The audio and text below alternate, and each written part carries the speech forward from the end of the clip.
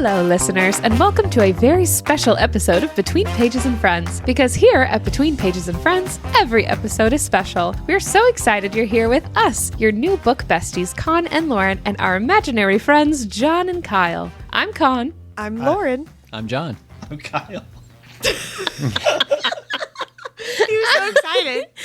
Thanks for joining us on the penultimate episode of our Throne of Glass series. We will be discussing chapters 88 to 109 today. So if you're reading along with us, there will be no spoilers for what still lies ahead of us. And if you haven't read any, then you got to catch up before you listen. And if you never plan on reading any but still listen, I respect that. You do you. Want to join the ranks of the elite, the chosen ones, the absolute legends? Well, don't just stand there like a mere mortal. Hop on over to Patreon, where we've got membership options for just $5 or $10 a month. That's less than your overpriced coffee habit and way more fun. With that, you get access to all the exclusive perks like ad-free episodes, game nights, gifting and giveaways, an exclusive tutorial on how to summon your very own book dragon, instant access to our top secret How to Befriend a Unicorn manual, and a growing community of highly selective, semi-functional people who make this chaotic dream a reality. We can't wait to pretend we know what we're doing together. Our Patreon is linked in the show notes or description box below. Lastly, I would love to recognize one of our lovely viewers' lovely comments that they left on our lovely podcast. It not only helps our podcasts grow when you leave a review, but it makes my day to see a new review. And we love sharing ones we see with each other and blushing and giggling and kicking our feet at all the nice things you say. Here's a recent comment on YouTube from our subscriber, Mantbrook. Mantbrook wrote, "When I am reading during the week and something happens that Lauren or Kyle have pointed out in the podcast, I'm always shouting their names out loud. Cry laugh emoji, hide a monkey emoji. Love the pod." Hide a monkey. Nice. That says hide a monkey emoji. Nice. And now over to the Duchess of Diction, the Empress of Enunciation, the Countess of Clarity, the Lady of Lexicons, the Princess of Pronunciations, Con, with our pronunciation guide. Wow, what a lovely introduction for such an incredibly short pronunciation guide. The only word I have for you today is dryad, a tree spirit, aka the voice of Oakwald and the little folk and all the other creatures who dwell in and care for the forest. You're up, buddy. That was a good one. Don't call me buddy, friend. Don't call me friend. Call me friend, pal. Don't call me pal, guy. All right, and here we are. Thanks, fella. Partner. Thanks, buckaroo. And jumping right in, Aelin recovers from his injuries. As he returns to the castle walls, he sees Morath's forces going for the same alternate route that Lysandra had Lysandra. Lysandra. Who? That was weird. Yes, Morath's forces. They're going for the same alternate route that Lysandra used. As he signals Manon and her and the 13 start to fly back, Iskra comes from below and attacks. Her bull has a death grip on Abraxos' neck, and when it looks bleak, Petra comes from above to attack Iskra and free Abraxos. Yes, that's right, Lauren. Manon races to the castle and watches the battle between Petra and Iskra. They go up, and finally dive down, Petra making it impossible for Iskra to do anything as she slashes and cuts, preventing her bull from opening her wings as they're in this dance to death, Petra pulls up at the last second as Iskra and her mount splat on the ground below, never to rise again. Thank you. That was that was so much better than I envisioned it. That was incredible. Oh my gosh, that was great. You got to watch it on YouTube, everybody. Anyway, Manon makes it over to the castle walls, and her and the 13 try to stop the bleeding of Abraxos, but he's going to be okay. Lysandra makes it back to the wall as well to announce that Morath has the third witch tower up and moving again, just as it erupts into the sky, turning witches and wyverns to ash. Something must be done. So, Astrid turns and says, "Live, Manon," gives her a punch in the gut, and rides off to the witch tower with the 13. Manon and the others can only watch on as each of the 13 fall around the tower, but making the path clear for Astrid, who punches through the guard and makes it to the platform of the tower, going straight for Manon's grandmother as Astrid tackles her to the ground. Her and the rest of the 13 glow bright in and around the tower, and as the yielding takes them, the tower blows to smithereens.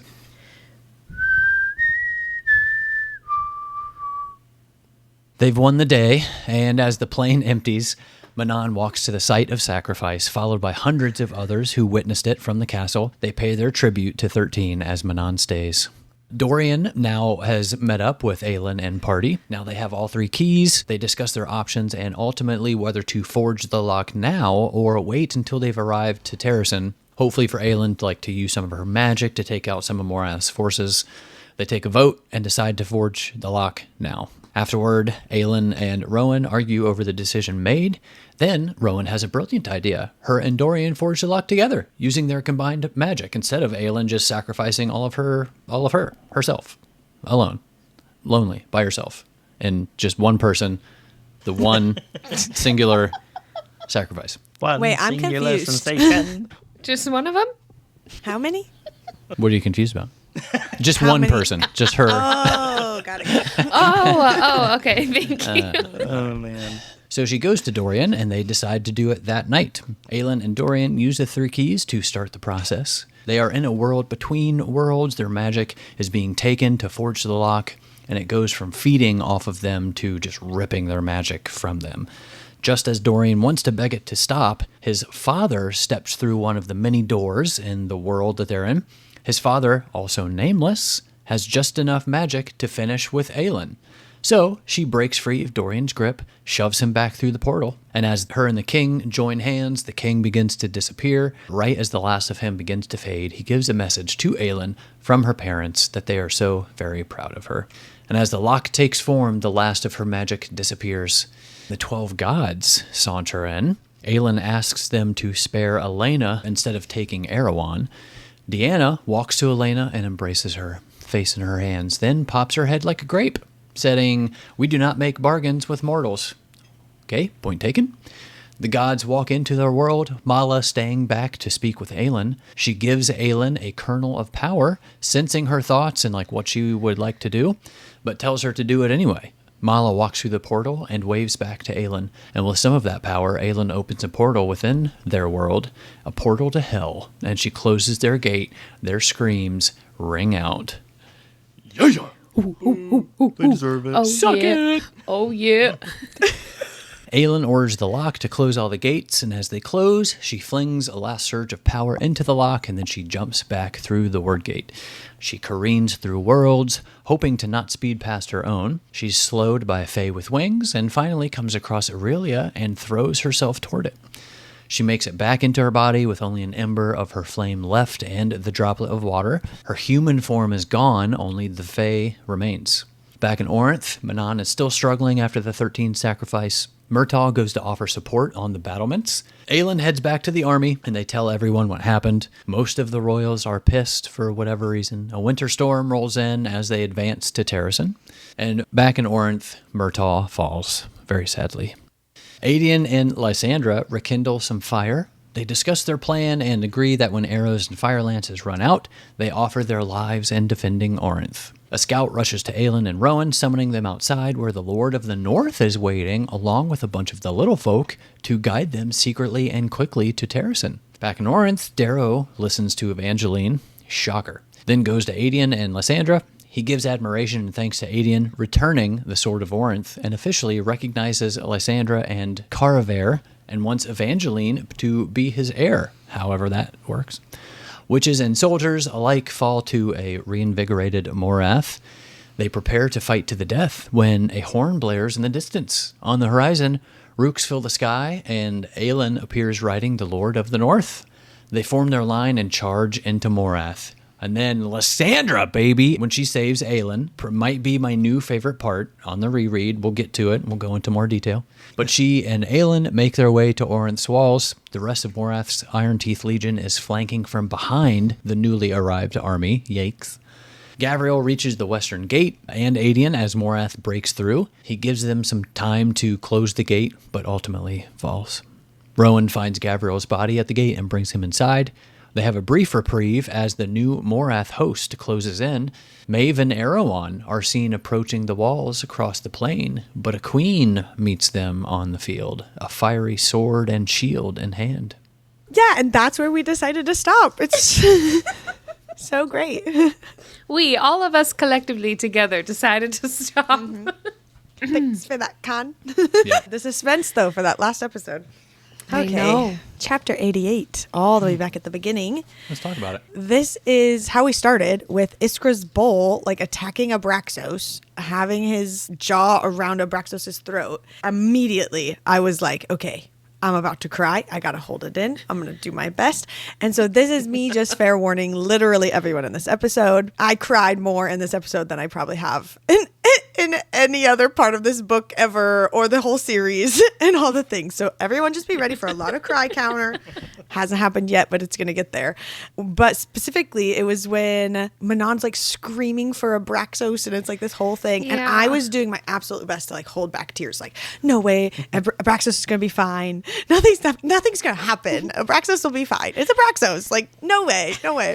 I feel like Kyle or myself or whatever, we've jokingly like called other people's deaths. And so like Gavriel, that was a thing. And so like when it happened, I was like, oh, okay, it did happen, Okay. But this one, I was just like, it did, like I had, I guess, prepared for it earlier in my life. Sure. But this was not it. And I was like, not Abraxos. Abraxos will be fine. Like nothing's going to happen.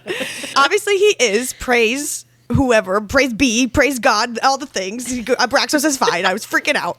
But praise all the gods. Sarah. Praise Sarah.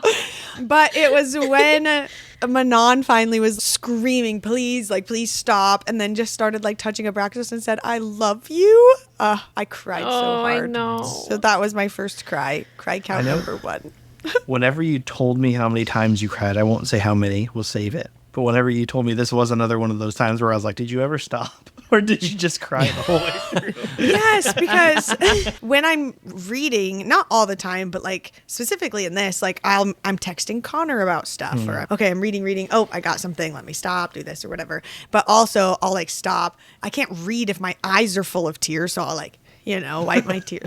What an Okay, inconvenience. let's go back into it, and then I start crying again. Yes, so I did stop after this one to collect myself. It's like crying triggers. Yeah, exactly. None of these were like enough for me to continue to cry about. It was more just like, sure, Yeah. move on. And that's into the beginning of chapter 89. So also in 89, I just got chills when it said, even with the wind, the battle, Manon still heard Petra as the blue blood air said to her, a better world. Like right when Petra first shows up and they're in the middle of this crazy battle, and Manon, it says she could still hear her, which is kind of crazy. And I love that it says even with the wind. And so in my head now, I just am thinking the wind must have like carried these words to her. And I just thought that was cool. I literally screamed with excitement. Like they did. They turned to the other side and they finally made it. It's been this whole mystery as to where the people from the Fairy and Gap were, the witches were. So I was really excited for this part. I've always loved Petra too. And I remember like on my first read, I think I had just forgotten that they were even potentially going to show up, or that she had even, pitched this idea to them to like change sides and come fight with them in battle. So like, this was just such an epic moment. But then I had also completely forgotten about Keely, which was Petra's wyvern that Keely died, but Manon had like kind of risked her own reputation to help Petra in that moment. And so when Petra says for Keely while she's doing all of this epic stuff in the battle, that one almost got me too. But her whole maneuver that John was describing in the recap of killing Iskra and her bull was just wild and so epic. And I vaguely remember it from the first read, but even reading it again for the second time was just, it's just so cool. That was like such a great moment. Yeah, well, and I love the part where it was like she had clearly been practicing that for months, specifically for this moment of revenge or whatever. So cool. As she should. Mm-hmm. Lauren, do you want to lead into this part? I just had put my notes in here because I had some other stuff about it, but your reactions are more important on this one. So. I was not mentally prepared because we were just going from Abraxos, action, action, action. Okay, good. All things are fine. Iskra's out. And then like for literally out of nowhere, it to just turn to the 13, like literally punching Manon so that they could get away and like go have this epic moment. I don't know. This whole chapter was so good. It's like a lot and it's like really emotional. I was just not prepared. I know. I was wondering if, because both of you have kind of joked about the 13 potentially dying, and then Kyle was saying like, what if all of them yielded at the same time? I was wondering if that changed the emotional impact of this at all for you, or Kyle, if you were like surprised at all by the way this went down, even if you were expecting it in some capacity. I don't know if I was surprised by how it went down, because in my head I was thinking like, and in my head, like I know we had 2 reading segments left. I was like, if something big's happening, it's happening pretty soon. So in my head, I was like, something is gonna go down. But it was neatly written how it sort of, in order described how they went down, and then led into her flying in and attacking the matron. And how they yielded, I think, was interesting as compared to how it described the other witches yielding in the tower. Yeah, that's true. And it was just like Astrid saying, like, live Manon. And then they like take off. And then you're like, what are they going to do? What are they going to do? And it's like, Imogen fell first. And you're like, no, that's not what they're going to do. Like, it didn't even describe what they were going to go try to do or what the plan was. Instead, it was just immediately they're going down. And so I think that just hit even more because it was like anticipation and excitement. What's going to happen? And like, no, not that. Like, I don't want that to happen. Yeah, and it even said, like, right before she said that they all looked at each other as if this was something they had already agreed upon without Manon. Yeah. They decided ahead of time, which just made it even worse. Yeah. Well, yeah, and they literally had to, like, punch her to get out, like, to get away from her. Like, I don't know. Everyone who loves each other just punches each other in this book. That's true. That's the theme. It is the theme.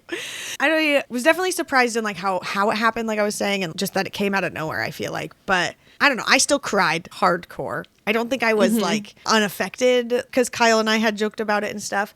And I know we talked about witches yielding, but I don't remember specifically thinking it was the 13. We were just talking about like a bunch of witches and just like going across the battlefield or something like that. But with what Kyle was saying, because I had highlighted that moment where it was talking about the other witches and it was like this black smoke or something that was radiating off of them before they jumped. And then that was like the power that came out was this like black whatever. But when the 13 yielded, it was this like bright light that like radiated off of them. Like, and it was like a positive light. And I just loved that imagery as well from that moment. Yeah. Not that I wanted it to happen, but the way it happened was cool. And like with Astrid just going straight for the matron and stuff, that was epic too. But I cried. Yes. A lot. Like a lot. So this was one of those, like the whole section I cried, but I'm only counting it as 1 on the cry counter. So cry counter 2. That's fair. Not 13? Yeah, that's fair. 1 tear for each witch. Pour one out for my friends. Oh my gosh. I loved Astrid too, and the way that she exposed her scars on her way to literally blow up the freaking matron. Like, I love that she went straight for her and just tackled her to the ground and like exploded on top of her, basically. I had forgotten about that part. So I also cried here like a lot. And this was on my first read. I was sobbing. This caught me so off guard on my first read, and I was just trying to catch up to John because like he and I were reading, and he like got way ahead of me in one day because we basically finished a lot of chapters in one day. And so I was just listening to the audiobook in my kitchen, like doing something, and I had to stop, and I was like sobbing. I had to take a break and recover. So I still cried at this time around, even though I was like with my family on Thanksgiving reading on my Kindle. Everybody was like watching a game, and I was reading on my Kindle like with my little tissues just crying on the couch. You sent me a picture of that moment, but I didn't know that was this moment. I knew I hadn't gone there yet, but I knew that it was coming. So I just went ahead and like gathered a few tissues. It was fine. But I am much less likely to react to stuff like that if there are people around me, and I still cried a lot. So anyway, that was a big cry for me. But something else that happens here that they don't really acknowledge is that Abraxos also lost his mate.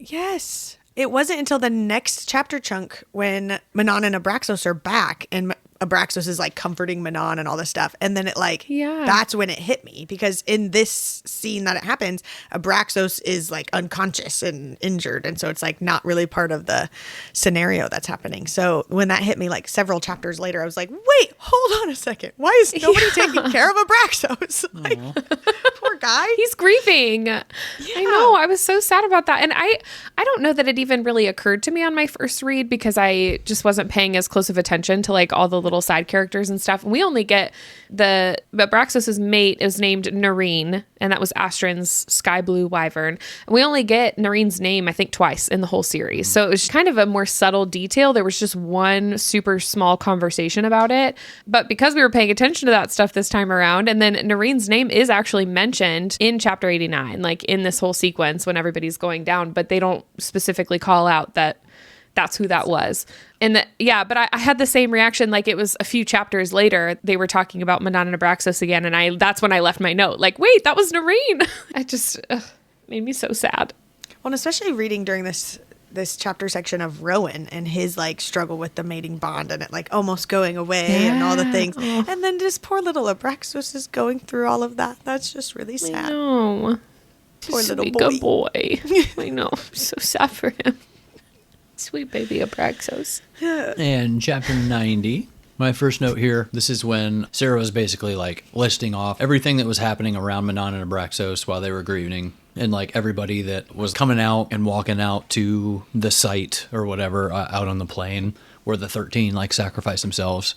It says, so many they streamed all the way to the city gates, humans standing side by side with the Krakens and Iron Teeth, all come to honor the 13. I was just like picturing that, and it's just so emotional. What an image. I almost picture it something similar to at the end of Lord of the Rings when they all bow or kneel to the hobbits, like something similar to that in tribute. I just see this like long just strand of people flowing back toward like the castle walls that they're all coming out. I don't know. It was just really emotional and staggering picture. Yeah, this was cry count number 3 for me. It's just this exact moment.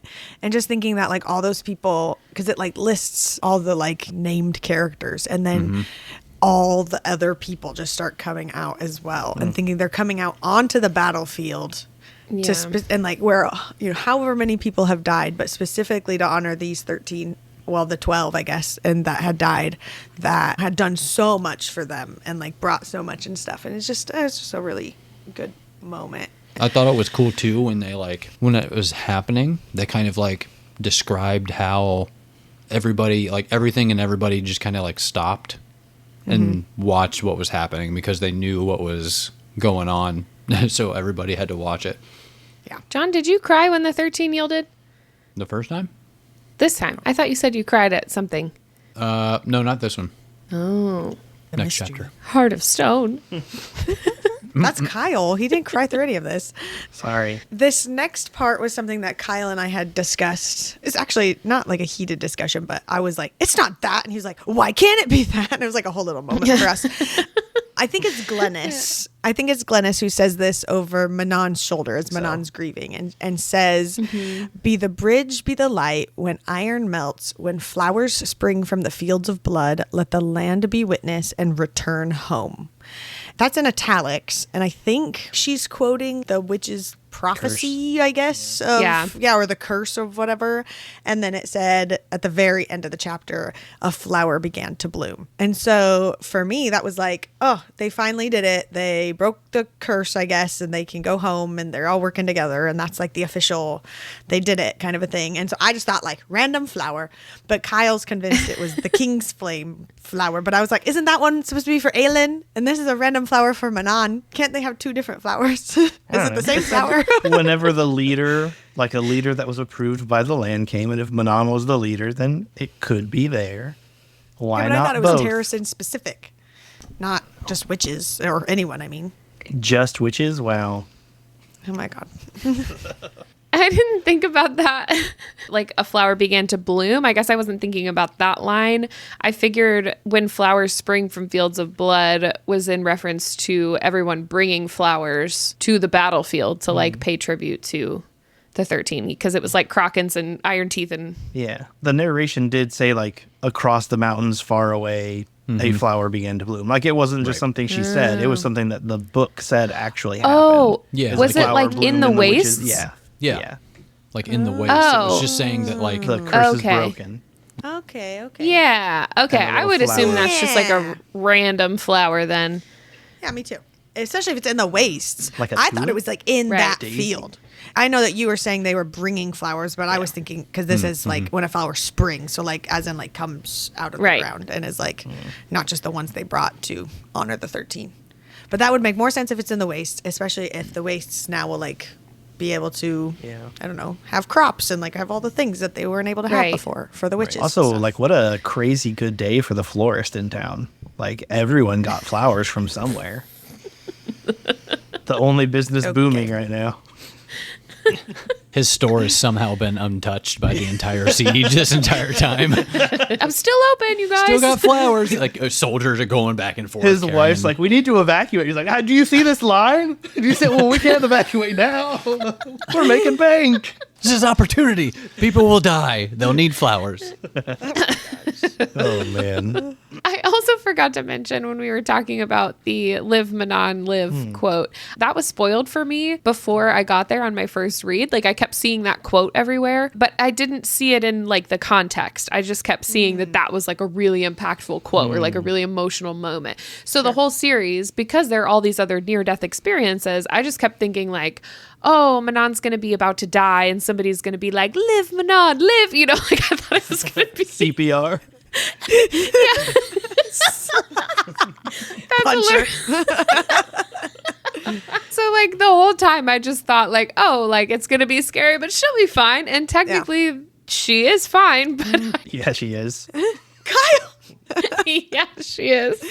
She's fine. I just kept thinking that it meant something else. Like I Right. just was waiting for some near-death experience for Manon. I kept thinking, what's going to happen to Manon? And it's like you said, this kind of feels like it comes out of nowhere. Something is almost wrong with Abraxos, but then Abraxos is okay. And I just like, that's why it caught me off guard so bad, was because I just was expecting that to mean something different. And I was not prepared. That kind of brings up a question that I have, I guess, because Lauren mentioned, I think last episode, she had seen the Lorcan did thing. Didn't know what Yeah. it was, but eventually found out. John, was there anything that you had seen on your first or second read that you were like, I don't know what that means, but I'll find out eventually? Because I feel like I've gotten away with not. I don't remember. Yeah, I don't remember seeing anything. I think you were pretty far removed from all of that because we weren't even really on like Bookstagram or anything Yeah, at the time. Yeah. Well, yeah, that's what I was going to say. Like, we literally run a bookish account in that part of the internet every single day, as we're like, your guys' TikToks, I'd assume, are not. No, mine has a lot of Throne of Glass and Akatar stuff on it, but it's not spoilers. I can clearly tell when people are like just acting as the characters, but it's all dumb stuff like, this would be Rhysand's coffee order, or like, your birth month is which boyfriend you get, sort of thing. And I'm like, all right, well, Right. that doesn't really spoil who'd the you book get? for me. I think everyone got Rowan except July. got Except for Chaol. me and John. John Con got Kale. Gotcha. I love Kale, though. That's okay. Well, it was just a shame Dorian wasn't on that calendar. Or Irene. They have a separate one for all the ladies. Anyway, speaking of Dorian, in chapter 91, finally the boys are back together. We get the reunion Lauren and I have basically waited 2 entire books for. And it was so good. I don't know why, like, last episode we were like, and if they don't meet or whatever, and it's like Dorian literally touched down where Kale was. I don't know why in our thoughts and theories of the last episode we were didn't like, say they he was better there. meet. Because I was like, because whenever it happened here, because I was expecting like it's still not to happen. I guess that's just how we left it. And so whenever it happened here, and it was just like Kale just shows up, I was like, Kale is there. Oh yeah, Kale is there. He's there. Oh, and he's running, good and oh point. my Yeah. god. I was just hoping it wouldn't be like he landed in front of Aelin, and then Aelin and him and others are like in a meeting for 2 days before he gets to see Chaol, which I'm glad it wasn't. Yeah. Yeah, no, it was pretty immediate, Yeah, and it like was the fact that like Kale like great. jumps off his horse and they run together in a slow motion with their hair blowing in the wind, and then they hug each other and they spin around, and all of a sudden the background is all blurry and flowery and loves and stuff, and it's just them with hearts in their eyes. Yeah. I cried so hard for them. This is cry count 4 for me. I was so excited.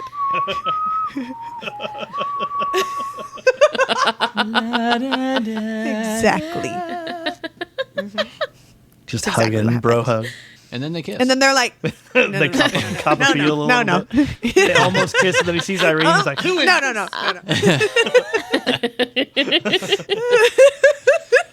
Yeah, this one got me for sure. This is a cry count for me.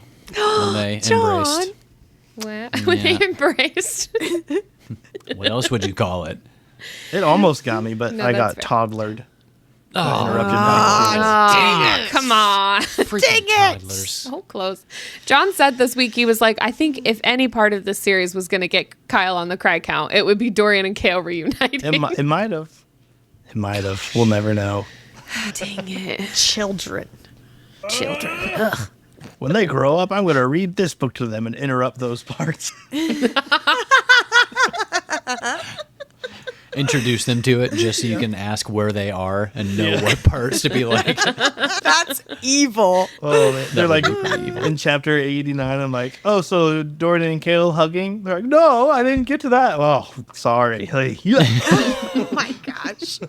If in chapter 89, when the 13 are dying, you start talking about Chaol and Dorian meeting, I would also just be mad about that. That's just mean. This was very emotional and sweet, but I just started chuckling because it says Chaol's like introducing Irene to Dorian, and he says, "And my wife," and Irene bows, and Chaol could have sworn a flicker of sorrow darkened Dorian's eyes, and I wrote sorrow because Dorian wasn't the one to lock down that sweet hunk of man meat. Man, me. He couldn't lock down the big D. Nope. I think it did say he was sad because he wished Sorsha was there, or that they could have like had a whole thing or whatever. Or been at I think the that wedding. was really why. But not until later. It was not in this moment. It just said there was some sorrow in his eyes, and then later on it explained why. Yes. Oh my gosh. This also got me when Dorian says, I have always wanted a sister. Welcome to Aelin, lady. Irene's smile turned softer, deeper, and she laid a hand on her abdomen. Then you shall be pleased to hear that you'll soon be an uncle. Oh my God. Lost it. Same. I cried too. Man, that counts that as one. 2 different cries, John. Yeah, I I know. had 2. How was I'm on that? cry Too. count 5. So you're putting 2 on the cry count for this? Yeah, I mean, that's 2 they're- different cries. They're definitely Nice. 2 different parts for sure. Got I was him. talking to Lauren about that paragraph later, and I was like, I can't stop picturing how it said Dorian's head whirled to Chaol when she said it. Just like picturing him going like, What? I'm gonna be an uncle. Going between the 2, like, But yeah, that was part of like seeing how I said when Chaol and Dorian reunite, we'll see a little bit of the old Dorian again, and that was exactly what I feel like we got a little bit of a view into. I think it even talks later in this chapter or another where it's like his being happy. It still says it in a sad way where it's like it's a shadow of the man he was, but it's still like Yeah. sort of lets on that appearance. And speaking of him smiling, I just quoted, Dorian's smile dimmed as he faced where Aelin now leaned against the tree. And I just noted, oh yeah, she's here too. Because I felt like I was so into the reunion of Dorian and Chaol, and I got like maybe a paragraph and a half of it before Aelin was like, I know what you've done. I was like, oh, give him a moment, Aelin. well, it sounds like that's how Dorian was too, since his smile dimmed. Yeah. He's like, yeah, baby and uncle. And oh, yeah, you. Right, and I'm in the same boat with him. It stinks too because like Dorian and Aelin are like such great friends, and I feel like this would have been a much happier reunion for all of them if it weren't for like the lock and all the word keys he was Yeah. wielding. Because then as soon as they saw each other, they were like, "Oh, yep, here we go, time to Just talk can't about it." stand to see her exes happy. In this moment too, whenever Dorian's like noticing Aelin is there, it said flame danced at Aelin's fingertips as she rested her hand atop Guldrin. The fire seemed to sink into the blade, the ruby flickering. At this moment, I highlighted it because I've been highlighting all the moments that she's very obviously, in my opinion, putting magic into Guldrin's ruby or the hilt or whatever. Now that we know that she doesn't really have all her magic, and now she's out there by herself with Erewhon and Maeve, this is my theory that this like stored up magic or whatever she's been doing while she did have power is going to be some sort of answer or solution in that last battle. That's my guess. You don't think Irene or them play a part in that anymore? Because I'm still on like the Irene train of her being a major part of getting rid of the Vogue. Irene has to be able to get close enough to him. So she has to take him down so far before Irene can show up. She can't come true. up and like surprise try to take out the Vogue of him. Like that's not going to happen. Just stand still for me, will ya? Yeah, could you just 1 second? Just a few months of bed rest, just like my husband, and we'll have him dead. In no time. Dead in no time. Thanks for your consultation. Here's a $400 bill. I had noted it was a little bit after this conversation where Aelin's talking to Rowan, and she's like, I will not play a game of what ifs and mights. And I was like, what? Since when? That's like your literal MO. Like, all of your calls for aid were like, maybe they'll show up this time. And I couldn't even buy that this is some post-capture torture from Maeve change of heart, because the letters to Maeve's army after she was tortured were also like the biggest, like, maybe they'll rise up. Couldn't hurt. I don't get this whole new, like, I'm not taking any chances. It's like, girl, that's what you've been doing this whole time. Like, it's all been a gamble. But none of those have been like a direct impact on one of her friends dying. Like this is. I mean, like this is like a very like iffy, and if it doesn't work, Dorian's dead or I'm dead or whatever. The others are like, I'll send this letter and hopefully something happens, and like it'd be cool if it does, but we'll figure maybe it out. Maybe not if a it direct impact, but all of them are like, it either works or we eventually lose. So this is the same thing. Everyone's dead either way. She's also like way more depressed here than she has been anywhere else in this series. So, also, which is saying something, because girl's been depressed most of the series. So, rightfully so, I feel like. Yeah, I think she does. There is a line, like, I think it's when all this stuff is happening with Elena, where it says in Aelin's POV, like, no one else, she wouldn't allow anyone else to be sacrificed for this. Like, she doesn't want anyone else to have to give up their lives or whatever. But I don't know. That's like a whole rabbit hole you could go down with her character.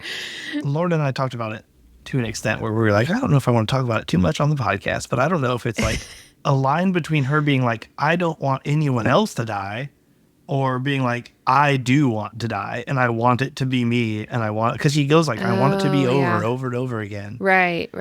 I bring it up a little bit later whenever she actually comes back. And Rowan's Yeah. like, or maybe when Dorian comes back and it's just her, and he was like, this is what she said she wanted to do, and I should have listened more, or something like that, with like, or taken her more serious about how she just wanted it to end. And it definitely felt more suicidal, less heroic in how she talked through all of this. And I'm not here for that. Yeah, because even afterward, when I think it was when Borte was asking her, like, who was going to fly into battle with her, and she was like, I don't know, I didn't get that far, because like she literally didn't think she would survive that long. Yeah. I mean, I feel like that's a fair point. So in this same section in chapter 91, they're on their way to Endovir for that to be like the spot where they make this happen. I think this was Rowan's POV, and it says Endovir, like, where so much of this had begun just over a year ago. And I was like, just over a year ago? Like, I know we just talked about that, but hearing it in this context just sounded so crazy. Being back at Endovir, and that was literally 8 books ago, but it was just over a year. It just does not feel like that at all. So that was kind of mind-blowing to me in this space. Yeah, I highlighted this one too, because like literally last episode we were like, how long has it been? Because, you know, whatever, we had a whole conversation about it. And so I highlighted it for like the sake of timeline. But especially knowing like 3 months of that she was tortured. Yeah. So she really hasn't been out doing much. I don't know. It's just crazy. Super crazy. Like, we've been reading this book just as long as all the contents inside the book. Which is a lot. Yeah, I mean, if you take into account they're traveling too, I mean, probably. Yeah. Super crazy. So I have a God's Watch note here, and it's kind of a long-ish conversation in terms of them talking about the gods, because usually they just say like one sentence and move on. But they have this whole conversation here between Fenris and Dorian and Irene. Like, there's a bunch of people involved in this conversation where they're asking, like, what's going to happen after the word gate is sealed? Will the gods be gone? Irene's saying, I love Silba, but when she's gone, will my power cease to exist? And Nazrin asks, what about the other gods in this world, like the 36 of the Cognate? So they have this whole kind of back and forth about, will they be be able to help us then? Or can the cognate gods intervene? And the kind of the general consensus is like, I think Dorian's the one that says if they could have helped, they would have done so already. But there were also obviously other forces at work in the world. And I think this is one of the first or more recent mentions of them starting to talk about other forces in the world outside of the gods of Aurelia. So I have some more notes about that later, because then they kind of change topics after that. But I just wanted to point that out here. That's like a more extensive conversation of them actually asking questions that I also want answers to. That's why I highlighted it too, because it's not just like, oh, we'll deal with that later. Instead, it was like they actually were trying to somewhat figure it out. And I eventually got to a point where somebody was like, this is a waste of time. We have other things to worry about. But I appreciated that they were actually discussing like how there's 36 gods at the cognate, but there's only 12 here. Are they the same? Are they different? Like questions that we've brought up. We don't get any answers, but I appreciate their discussing it. Like I said, I wasn't really paying attention to the gods on my first read, so I don't really remember if we get answers to all these questions. I still think some of the 12 gods of Aurelia were some of the same of the 36 of the cognate. Like I don't think there were really 36, but we also never get names of all of the 12 or all of the 36. There's not descriptions for every single one, so it's kind of hard to pinpoint, but I'll touch on that a little bit more later. If Sarah writes a series about the gods, you're literally going to freak out. You are literally going to be like living your best life and finally, hopefully, getting answers to these things. Like, You can call it God's Watch. but like, what if the book is like in a whole nother world for gods, and then they say something Aurelia, but we don't have time to talk about that, and then it does like the opposite. They would. We still don't get the answers. They absolutely would. I could see her doing that to me. Well, at the end of this conversation, they decide that they are going to forge the lock in the morning. And I don't know, they just go through this whole like voting scenario and stuff that's just really sad. And Aelin just kind of resigns herself to, I guess, her fate at this moment. She's talking to Rowan later in their tent, and Rowan's understandably mad and trying to get her to literally fight for anything at this point, like to live.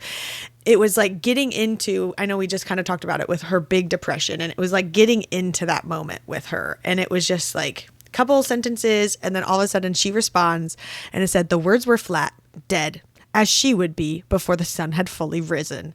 And I was like, oh my gosh, Sarah, like, why do we have to write that so blunt? And then the fact that that's like Aelin's POV, and then that energy is what follows Aelin for the rest of this whole entire section and stuff. And it's heavy and it's sad.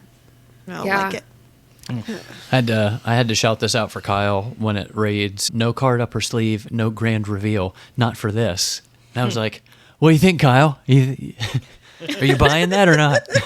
When I read it, I was kind of like, yeah, right. Like, she always seems to have something or a plan B, which I guess later we kind of learned that it was probably her deal that she tried to make with Elena and Erewhon to the gods. But obviously she fully expected to not make it out of there. But But also, like, she planned to like kick Dorian out still, so that she was the only one to take it at the end as well. Yeah.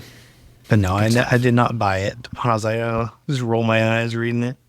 No, to me, it was like really sad. I felt like that was another one of her like giving up, just being like, yeah, got nothing else because this is just what it's going to be kind of energy. But I do love that like Rowan and Dorian were kind of like in cahoots, I guess, trying to convince Aelin to let Dorian help. And Rowan comes up with this plan that they could do it together and that they could like share it and stuff. And so like, I didn't expect Aelin to die. I feel like she has plot armor. Like, she's the main character. I would have been really surprised if that happened, but I didn't know, obviously, how she could survive. And so, like, this was the first, like, okay, there's a potential solution. Because only reading Aelin's POV about it, that definitely felt like there was no way out of whatever was happening. So part of this conversation between Rowan and Aelin, when he's talking about what if you and Dorian did this together, Aelin says, tell me that the gods or whichever forces might also rule this world aren't roaring that I should still be the one to forge the lock. And Rowan says, what if those forces didn't lead Dorian into our path so you alone may pay the debt? So Rowan's suggesting that these other forces are at work bringing these two together as like we've also kind of talked about how Dorian seems to not really be associated with any of the gods of Aurelia, but then he's more associated with like the god of truth, who I don't think is part of the 12. So they're talking about the forces again. This was the point in my reading. I was like, this sounds familiar. Like, I feel like they've talked about these other forces before. And so I went back to book 1. Oh. Sarah really gave us this information in literally book 1. So, class, please turn with me to Throne of Glass, chapter 27, where Chaol and Selena are studying together. So this is Aelin as Selena, early book 1, and she's kind of spiraling. She's looking for like information on the word marks, but she's not really finding solid information. She's just finding like theories, which I find highly relatable in this scenario. She says, some books claim the word is the force that holds together and governs Aurelia, and not just Aurelia, countless other worlds too. Chaol says, I always thought the word was an old term for fate or destiny. Selena says, so did I, but the word isn't a religion, at least not in the northern part of the continent, and it's not included in the worship of the goddess or the gods. Some theories suggest the mother goddess is just a spirit from one of those other worlds, and that she strayed through something called a word gate and found Aurelia in need of form and life. And this like kind of made my jaw drop going back and looking at it, because I'm like, Sarah like really just dropped this in there when you're not paying attention at all. You know nothing about all of this, and it's in book 1. And now they're like bringing it full circle and talking about it again, because now you're at the point where you're realizing that these gods of Aurelia aren't really who we thought they were at the beginning of the series. So I just thought that was super interesting. It sounds like the word is kind of the overarching force at work. Again, I don't think it's the same thing as like the god of truth, even though he's not included in the 12. I think there's some, maybe like the word is kind of fate or destiny. And then there are some other deities that are not these 12 sort of fake gods. So this is my kind of God's Watch info dump, if you want to even call it that, because I still don't really have a lot of answers. Is this mother goddess? She's not one From of the here. 12. She's some other random somebody who showed up. Is that Maeve? No, I think when they say mother goddess here, they're referencing in the procession of the gods in book 1, where the priestess says like, we're celebrating the goddess and all her gods. And it was saying that like the gods were birthed from one goddess. So I'm assuming that's who they're referencing as like the mother goddess, because we never get like a name for her. Well, it sounds like she anything. found Aurelia in need of form and life, so it didn't have life on it when she got there, which when Maeve got here, obviously that was the thing that attracted her to it, was that it had so much that's green true. in life. So Yeah, that's I don't a good think point. it could be Maeve. Yeah. And it did say in that procession of the gods too, in book 1, that like when the mother goddess's first son was born, Lumas, that his birth brought like love into the world and banished the chaos that had arisen from the gates of the word. So like that could be, if that's like the mother goddess. I don't know if that would also make sense as like the, yeah, I don't know. It's, again, it's a whole spiral. But it sounds like it's like the word and then some other deities. Word. And then these chickens who just got banished again. So Banished and like wrecked by hell. wrecked. Yes. For real though. I feel like every time we go into one of these God Watch conversations, like they used to be like, God Watch, touch on a shoulder. And now it's like, God Watch, lore and theory and all the things. And my brain just like beginning. explodes. Yeah. 6,000 pages ago, if you remember this one specific paragraph that no one paid attention to at the time. It's just another reason to like want to reread the series. I also feel like if I went back right now and just like immediately started rereading, and I went to Throne of Glass and she's Selena and she's literally just fighting in the castle to be the king's champion, I guess, I'd be like, what even is this series? How did I go from here all the way to here in a year of time too? It's insane. Super crazy. Okay. This is cry count number 6 for me. It's whenever Rowan is doing his like final last attempt to try to convince her to go with Dorian and like work together and stuff. And he was like, I can't bear it, Aelin, I can't. And he was like laying his head on her lap. And she said, I wanted 1,000 years with you. I wanted to have children with you. I wanted to go into the afterworld together. Her tears landed in his hair. Rowan lifted his head, then fight for it one more time. Fight for that future. I was just crying because she was crying, and it's like she finally showed some sort of emotion to what was happening. And I'm about to cry about it now, just thinking about them crying. I don't know. It's really sad. But it takes us into chapter 93. Dorian finally agrees to go and try to like take care of the lock together. And whenever she melts the amulet of Orinth to get the word key out of it, it said that it started to whisper in languages that did not exist in Aurelia and never would. And I think John brought this up for Dorian last time whenever it was like whispering something to Dorian, because we were like, we've never heard that before being said that way. Like, so many people have held the word key and it's never said. It was like talking in different languages or something. So I'm just pointing it out here because it happened for Aelin too, but it had never happened before. But she didn't like act surprised that it was talking to her. So I don't know.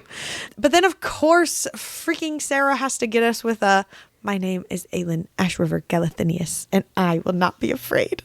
Why you gotta do that to me, Sarah? She had to bring up Sam a couple times. It was sad.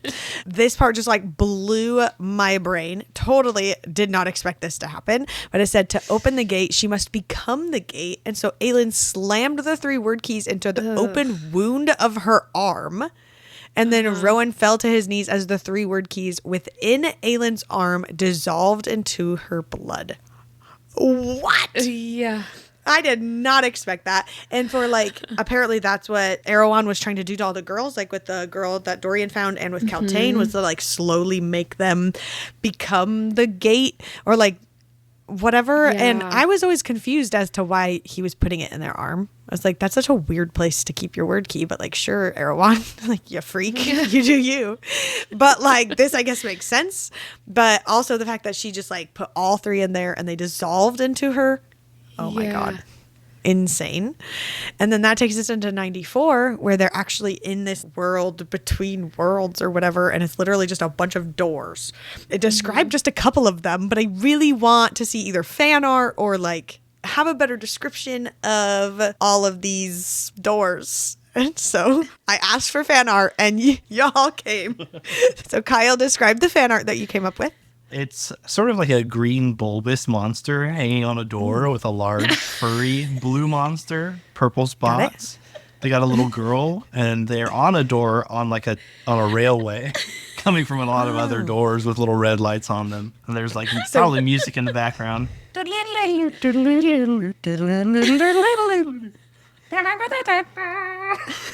had that on hand. Good job. So which one of those 3 is Aelin? Oh, that's a good question. I would have to say the little girl. Okay, which one is Dorian and which one is the King of Otterlin? The king is Sully and Dorian's Mike.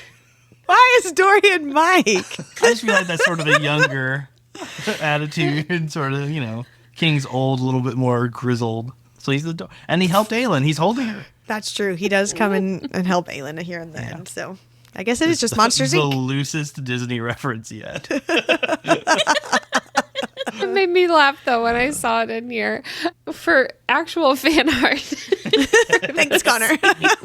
I don't know. I just did like a quick search. I could not actually find any fan art of them like in this place. That's not a place or whatever you want to call it. The only fan art I could find, there is one photo that I found, and I'll put it up on the screen in the YouTube video and credit the artists on both of these.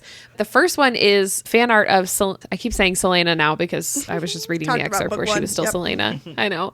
It's Aelin and Dorian, and they have like their hands clasped, but then there's also this sort of like ghostly figure of the King of Otterlin kind of there with them. And then, so that one's like kind of cool, and Dorian's eyes are all white and like the blue and the red together. Yeah. That's cool. It's got like some really cool kind of visual. Very nice. He's really staring down Dorian. Whoa, whoa. Yeah, the King of Otterlin's like, my boy. Right in his ear. I cannot wait to talk about that. Me too. Then the other one is fan art of, I almost said Selena again, of Aelin and Dorian while they're like basically not within their own bodies and they have their hands clasped, and Rowan and Chaol are just like sitting there waiting for them to wake up. So I thought that one was really cool. I have seen that one before, but not the one of them forging the lock. Seeing Dorian's like white collar I was like, what is, oh yeah, he's got a white collar. I don't know why. That's just like, yeah, that's not in the picture of him in my head. Oh, his tan lines. Like, he's wearing a blue shirt. What are you talking about? White collar. No, his like, because he had the collar. The collar line. That's like, you did not have a white collar. Shirt collar, yeah. I thought they were standing though. I didn't think they were laying down. Maybe Yeah, made I that thought up. they were standing too. Well, I mean, when they're in the world with the king, he also doesn't have the sword on him. So it's fan art, creative licensing. I thought he did Oh, have the that's sword. true. No, because it was didn't like think their he had Damaris with him. soul forms or whatever. It was not, Yeah. I that's thought okay. he'd like decided not to bring it. But, No, that was the whole reason the dad got summoned or whatever, is because he had oh yeah, that's it right. was on his Damaris. real Yeah. person, she but not. she didn't bring Goldrin, and that was That's like a right. thing that Yes, was that's what it mentioned. was. But he brought Damaris. So Anyway. either way, that's a cool picture. So Yeah. and I could never make a picture like that. So shout out to the artist. I can maybe draw you a stick figure.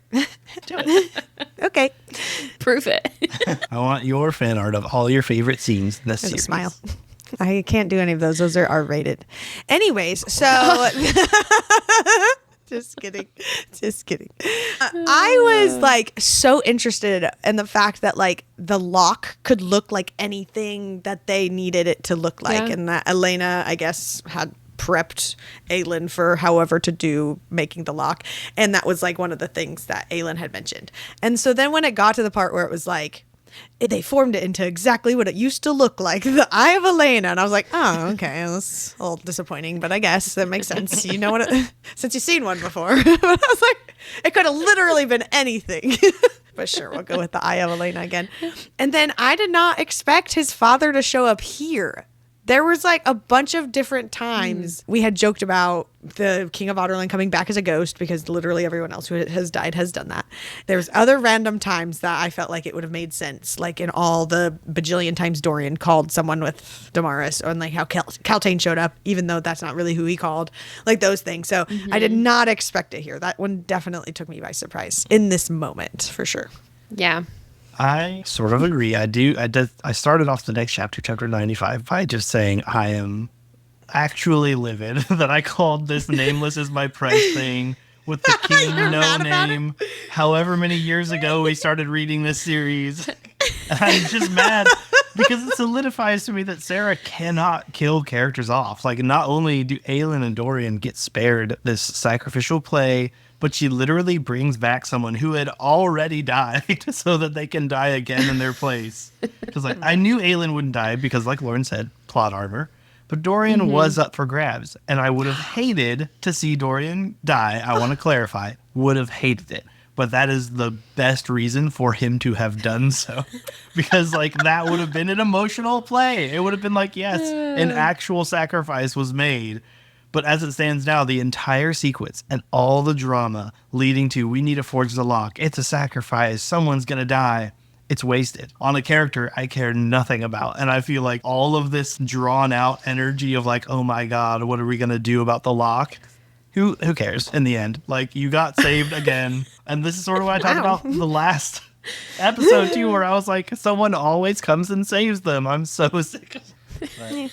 That's my You've had a rant. couple of people on like leave comments that they're also frustrated by that with this book, that like it just took the pressure of some situations at some point, because it was like everyone's surviving, and obviously there's been a lot of people in this chapter section that have not survived, but like in these specific high pressure ones with the like main characters, I guess. But like, because if you think about it, and I don't know what Dorian does for the rest of the book, but whatever, we'll leave that as it is. No predictions. If he had died here, come back to his group, reunited with his friends, and the next morning they wake up and he's dead from this, that would have been such an emotional thing. Probably would have cried for it, but instead we just get saved by Ghost Dad. And I'm like, all right, whatever. And it makes me think that, you know, there's no risk anymore for me. I was like, whatever. The important people, the big names. We joked about it way at the beginning too. The people with normal names dying. All of our interesting weirdo named people will survive. Weirdo named.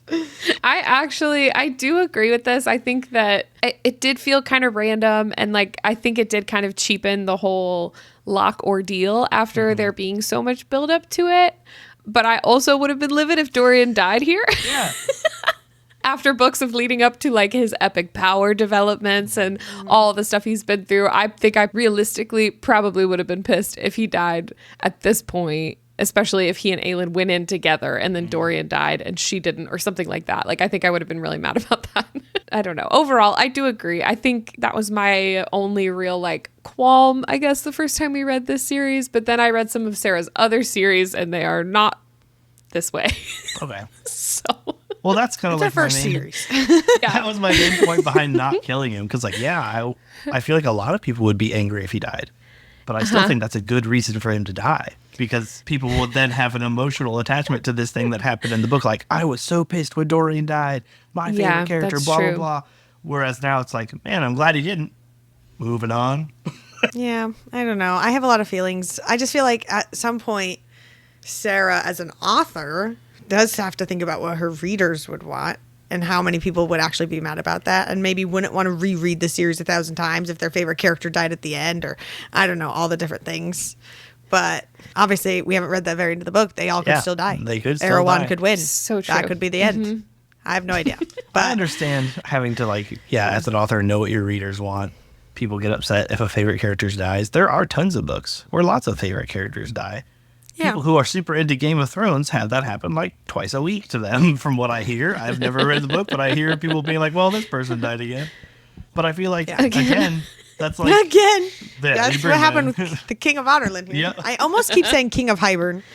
My bad. But yeah, it's just that emotional impact of it is missing. And I feel like, yes, maybe they wouldn't want to reread the series again. But as an author, I get that you want people to enjoy your books and read them however many times they want.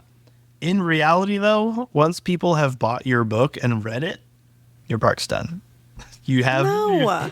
That's the glory and the beauty of the Sarah J. Maas universe, and like why the Maasverse is so epic and why the internet is so hype about her books is because everyone wants to reread them 100 times and get all their friends to read them too. And like we're talking about it. We literally made a whole podcast about it, like because it's so good. I think it's then my personality, because you, Laura, know me as a person also. Once I experience something, I don't ever need to do it again. Like we go on one roller coaster, I'm like, all right, I know what that one feels like. I don't need to stand in line and do it again. And that I could see myself being the same way with books where like... Unless it's food. Oh, yeah. I mean, come on. Oh, yeah. No meal is ever exactly the same. Your taste buds change every so many years. You gotta keep rotating. Anyway. That's funny because I'm like the exact opposite. I would just reread the same books over and over and over forever. And I also do that with like music and movies. I just have like comfort entertainment, I guess, that I just kind of cycle through because that's like, I don't know. I'll like... Some people like to know what's going to happen at the end. Like it's a comfort to read something they know they're going to enjoy. They know how it ends and there's not the stress and anxiety of it all. Like there are a lot of people that's that like the same way I am with food. And why I eat the same thing. I know how it ends, but it's still great. Oh my God. For me, though, with the King of Otterland showing up, the part that I was like, okay, that feels random to me, was the fact that Erewhon took his name away, and it was like a one-time only magic trick to take his name away and wipe it from everyone's memory, and just so like that the King of Otterland would stay his like servant or whatever. I just felt like that was really, really random. Unless like Erewhon was preparing the King of Otterland to do this moment because he's from Mab's line or whatever. But like, why would he care about the keys? Why would he care about this nameless? You know what I mean? Like, I was really trying to like process what was the point. I think of Erewhon doing that. the best I could do for you, because I talked about it way earlier in the books too, whenever we learned about the nameless is my price thing, and I was like, oh, that's like a classic Fae thing. Fae take the color of your eyes, or they'll take your name, or something like that as payment. Erewhon. But the only thing I could think of is like taking his name, removing it from history, from the memories of others, is like he completely lost a part of himself. And that allowed Erewhon to take more space up in him. Because he no longer had a name, nothing to be called by.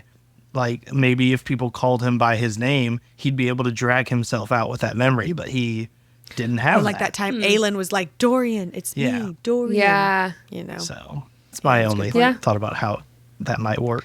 Well, and maybe the King of Otterland was a great guy and had a wonderful reputation, and instead Erewhon like changed it all and erased it from everyone's brains, and then the King of Otterland was like the worst person ever.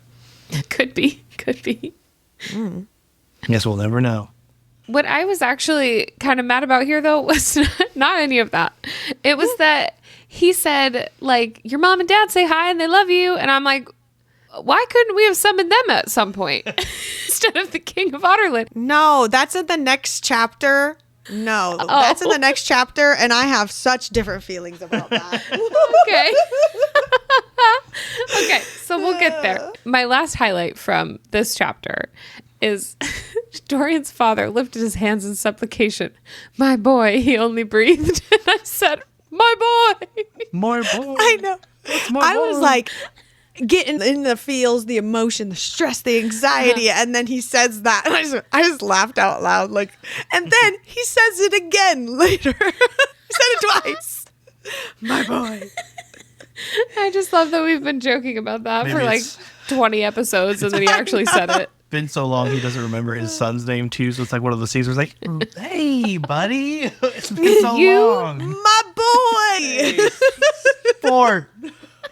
Okay, so chapter 96. Rowan had not moved for the hours they'd stood beside Aelin and Dorian and watched them stare at nothing. And hours was also shocking to me. But then I was thinking through the logistics of that, because it said that they didn't he hadn't moved. I don't think they really talked at all. But I'm like, that's like a long time. They didn't have to like go pee or like make any small talk or anything. You Like, talking when do you about think they're going to wake up? Aelin and Dorian are the ones waiting on them. That's what I mean. Rowan and Chaol, they're just chilling there. I mean, they're right next to each other the whole time. You think that territorial Fae bastard would go anywhere other than stand beside Aelin, who's prone in that moment and just like frozen there? And he's just going to No, pee his definitely pants. He's not going to go somewhere else to take care of that. I just thought it was funny. Like once I started thinking about it, I was like, that's a long time to be like right next to someone and you're like in this tense, but I'm like, how many minutes was it until they were like made eye contact or like, I don't know. They forgot each other were there. Anyway, it's just a goofy thought that I had while I was taking notes. funny. Yeah. All right, well, we got another one, folks. We got another one. The lock was nearly finished, the two overlapping circles of the eye almost complete. Her magic writhed, begging her to stop. But she could not, would not. And you know what that means, folks. We got another Dr. Seuss rhyme coming up here. Hey-o. A dramatic reading. The lock nearly forged, through pain and fire, a tether to the god's desire.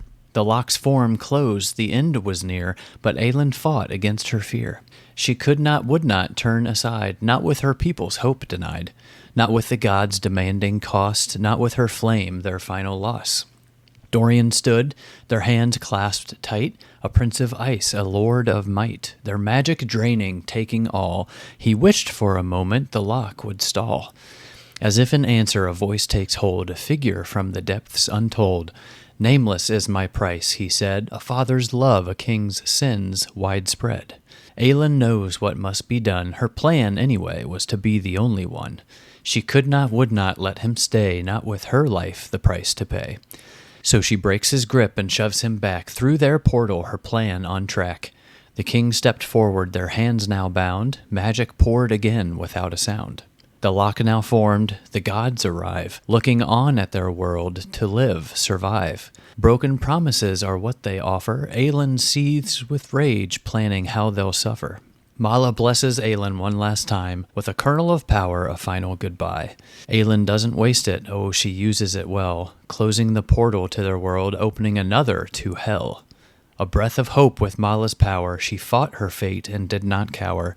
Through worlds past knightly prince, she returns home safe. Barely an ember left, newfound hope in its place. Ooh. I was really hoping the words "my boy" would have been put in there, but that's okay. That's okay. That would have been good. That would have been good. Good job, I love John. it. Amazing. Okay.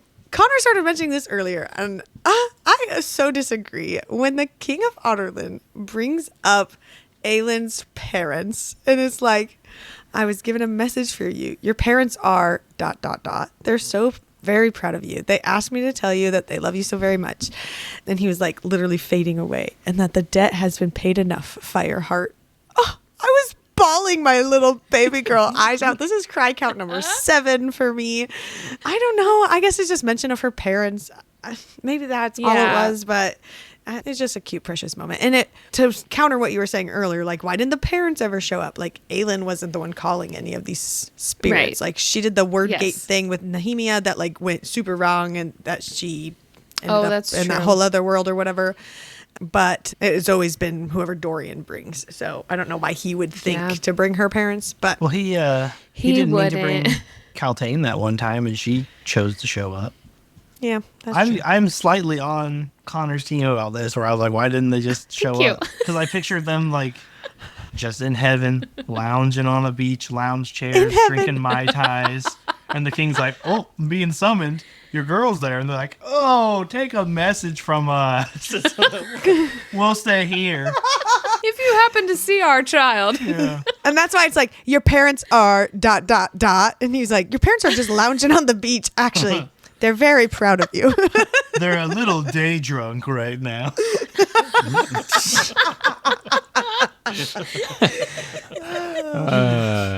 I like to think, though, that Aelin's parents and the King of Otterlin were friends at one point until all this drama started.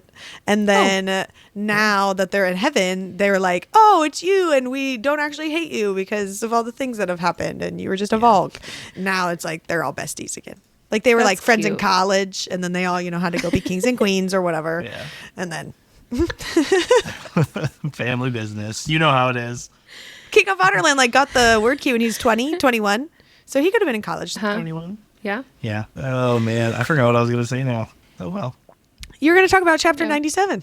Oh, yeah. So my only note from chapter 97, honestly, was a god saying, summon us to our world, girl, said the one with a voice like steel and screams, and let us go home at last. And I was like, what is this nails on chalkboard god, and why do they sound so awful?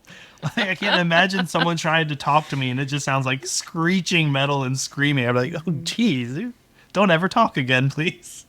It's a new Halloween scented candle, Steel and Screams. Ooh, there you go. They'd like that at Monsters Inc. The candle just screams the whole time it's lit, like one of those bad birthday cards. Just- You open the lid and it starts screaming. Really, I just put a little reply in here to Kyle's note asking who the nails on chalkboard god is. And I don't have an answer, which also is the theme of my God's Watch rants. My best guess would have been Hellas, because he's also known as the dark god, or like the god of violent death. But there's also another one described in this section as the one with a voice like death. So I would assume that that's Hellas. Themis is also the goddess of wild things who, quote, never forgets the caged animals of the world. And that kind of makes me think of like Steel and Screams, like a caged animal. But like, I don't know why her voice would sound like that. Yeah. Because she's the goddess of wild things.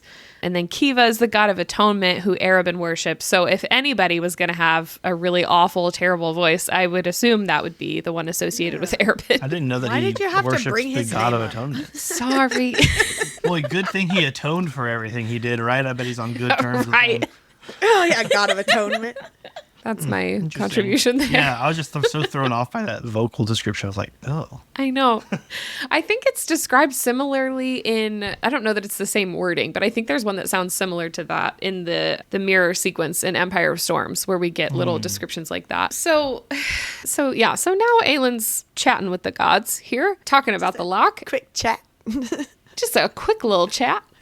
This still makes me so mad. When Aelin says, leave Erewhon to Aurelia, but in exchange, leave Elena. Let her soul remain in the afterworld with those she loves.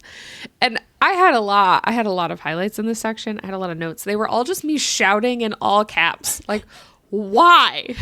Why would you do that? This bitch already wasted all her chances. She's already died. She's already traded all that. She keeps messing everything up. Why would you give her another chance to live? And by doing that, leave Erewhon on your planet with people who are actually alive and haven't died yet. I just don't. So this is where I had to highlight the part where she says, like, she would allow no one but herself to be sacrificed in this final task. Like, I get that that's kind of consistent with her character in some places. Like, she just doesn't want anyone else to have to sacrifice for this. But I'm like, that does have a more direct effect, though, on, like, everyone else you love on the planet if they don't take Erewhon Not that they seem to care much about their commitment to take him anyway, but Yeah. I don't think they were going to take him because No. like whenever it was brought up and it was like that they were annoyed by that fact or that they had even said those words or something, whatever the Yeah. wording was. I didn't put the quote here, but I don't think that they would have taken him no matter what. Probably not. Because even this, they decide they're not going to help Elena, but they still don't say, but we'll do this side of the deal or whatever. They just are like, Right.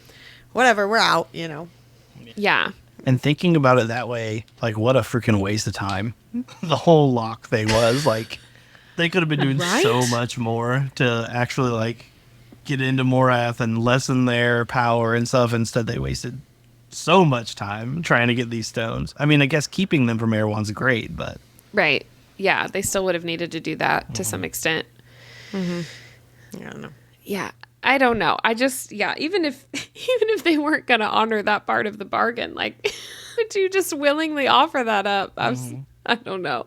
But then they're like, okay, yeah, like Deanna comes over and she's like, oh, Elena, yeah, of course. And then grasps her face in her hands and squeezes her head. The thing that I keep thinking of is the sound from, is it from like Vampire Diaries where it's like, I will always protect Elena. I'm on my way to murder Elena.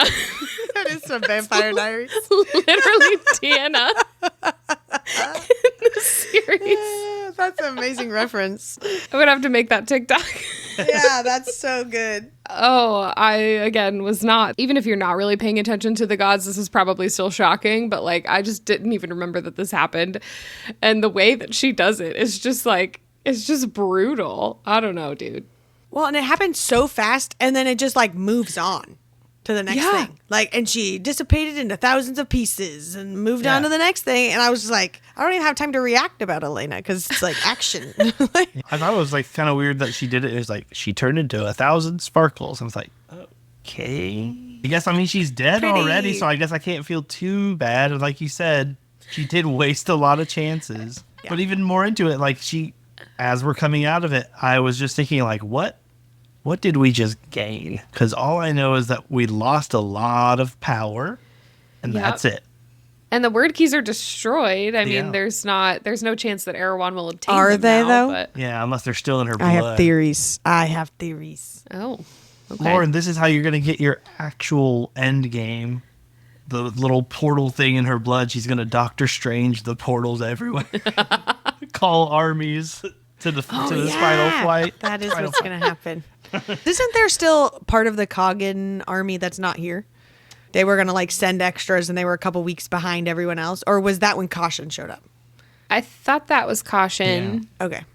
And then there's the Doranel armies, Maeve's armies that are no longer for Maeve, just chilling over there in Doranel. Potentially they'll show up. Didn't they just... Oh, I was going to say, didn't they just mention some of them by name? But I think that was the ones that were already there from, like, Skulls Bay. Yeah. Yeah. I think so too. She could, if she can open So there's other people to call. gates. Yeah, if she can open gates to whatever world or whatever now, she could just go to other worlds that hate Errol and be like, hey, there you go. He's right on in. here. Ding, ding, ding, ding, ding. Ding, ding, ding. That's a dinner bell. Erewhon. Big signs. Flashing signs. Signs spinning. That with airline. It's Sign just like, spinning. I just Rowan in the background. but yes, All right. maybe they're like in her blood.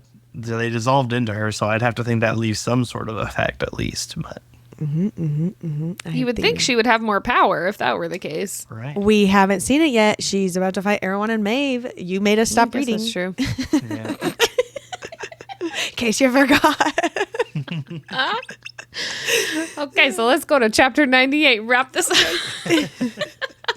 So, speaking of Rowan tattooing the word marks onto Aelin, I thought was just so cool. I had totally forgotten about that, and I loved that whole moment. Lauren, it looks like you cried here again too. Yes, I cried here. Cry number 8. But it's because it was Mala who's the one who like brings it up and like notices it and like has all the things and stuff. Yeah. But Mala said that there were word marks that he had hidden in her tattoo, a map home to him. And I was like, oh, that's so precious. And I think there's just so much height in all the craziness that's happening and stuff. And this is just like the random one-line romantic things that I get in the middle that make me cry. So Yes.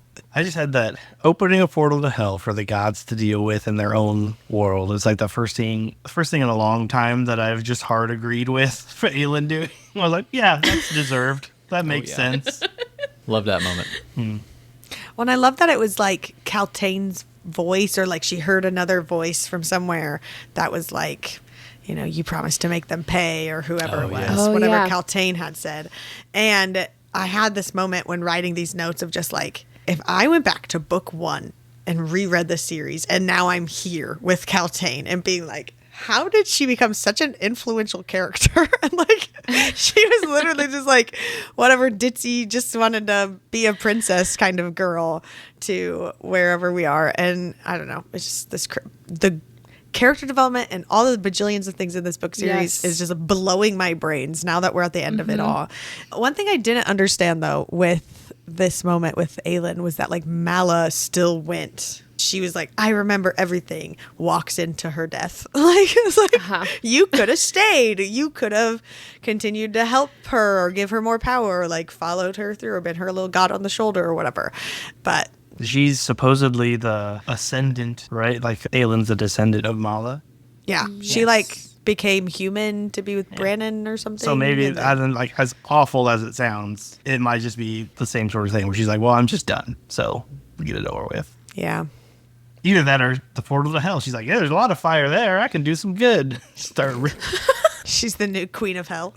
Didn't they say something like, was that Gabriel or Fenris or somebody said something like, so is there just like a hell realm without a king now or something like that? Yeah, it is just going to be Mala. That's crazy.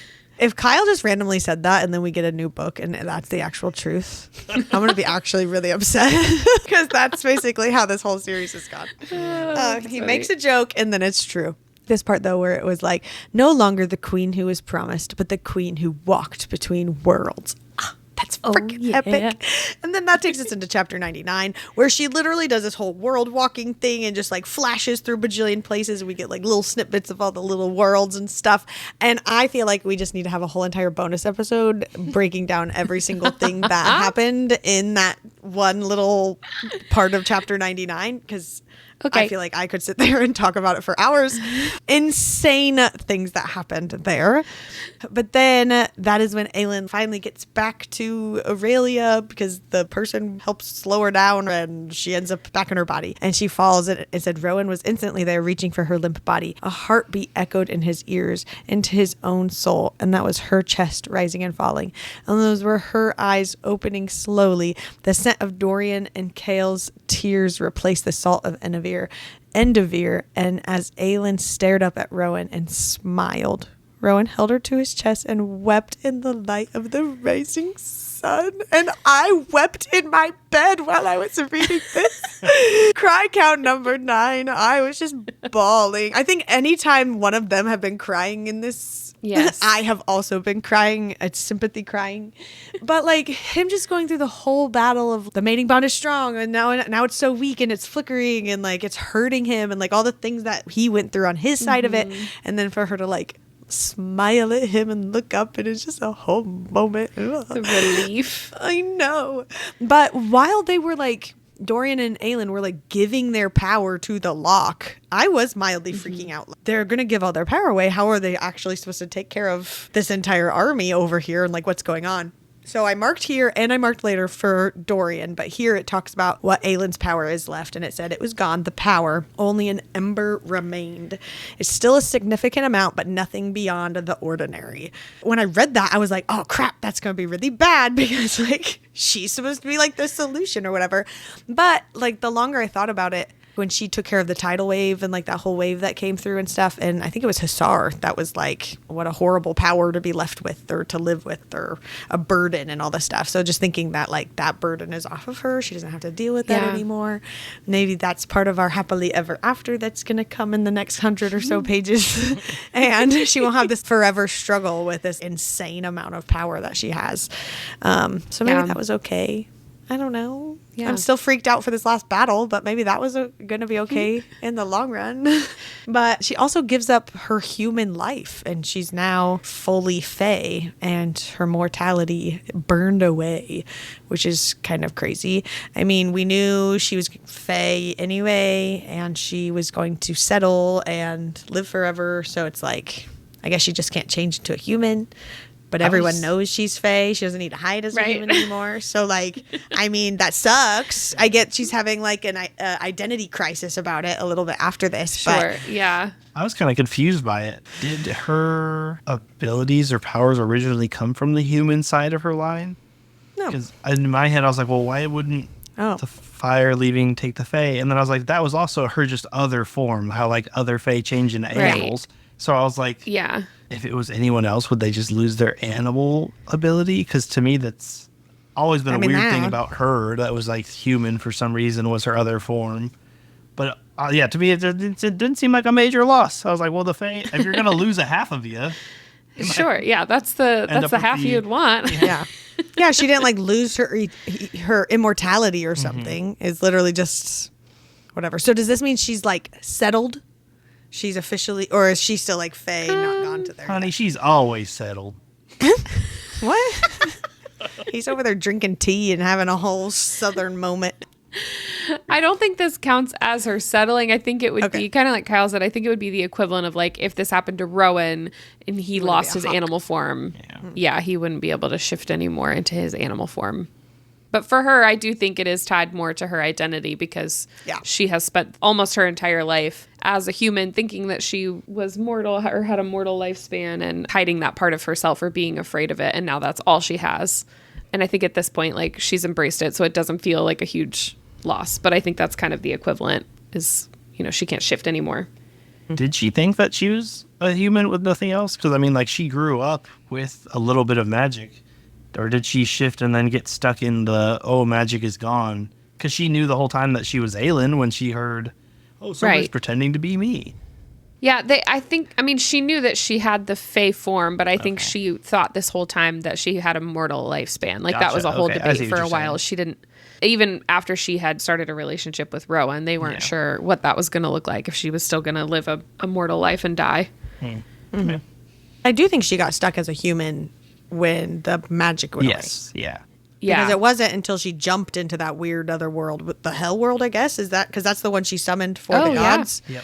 Whenever she like tried to call Kaltain and then or not Kaltain, Nehemia, and she went into there or whatever, and that's when she like switched to Fae because she left the power triangle or whatever it was of Otterlin. Bermuda Triangle. The Bermuda Triangle.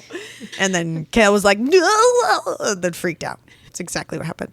Chapter 100, nobody had notes here. I didn't really have a lot either, but I just felt like it needed something for the sake of it was a chapter without any notes. So I just did huge shout out to Murtaugh for going when all the other old men just sat there and watched him walk away.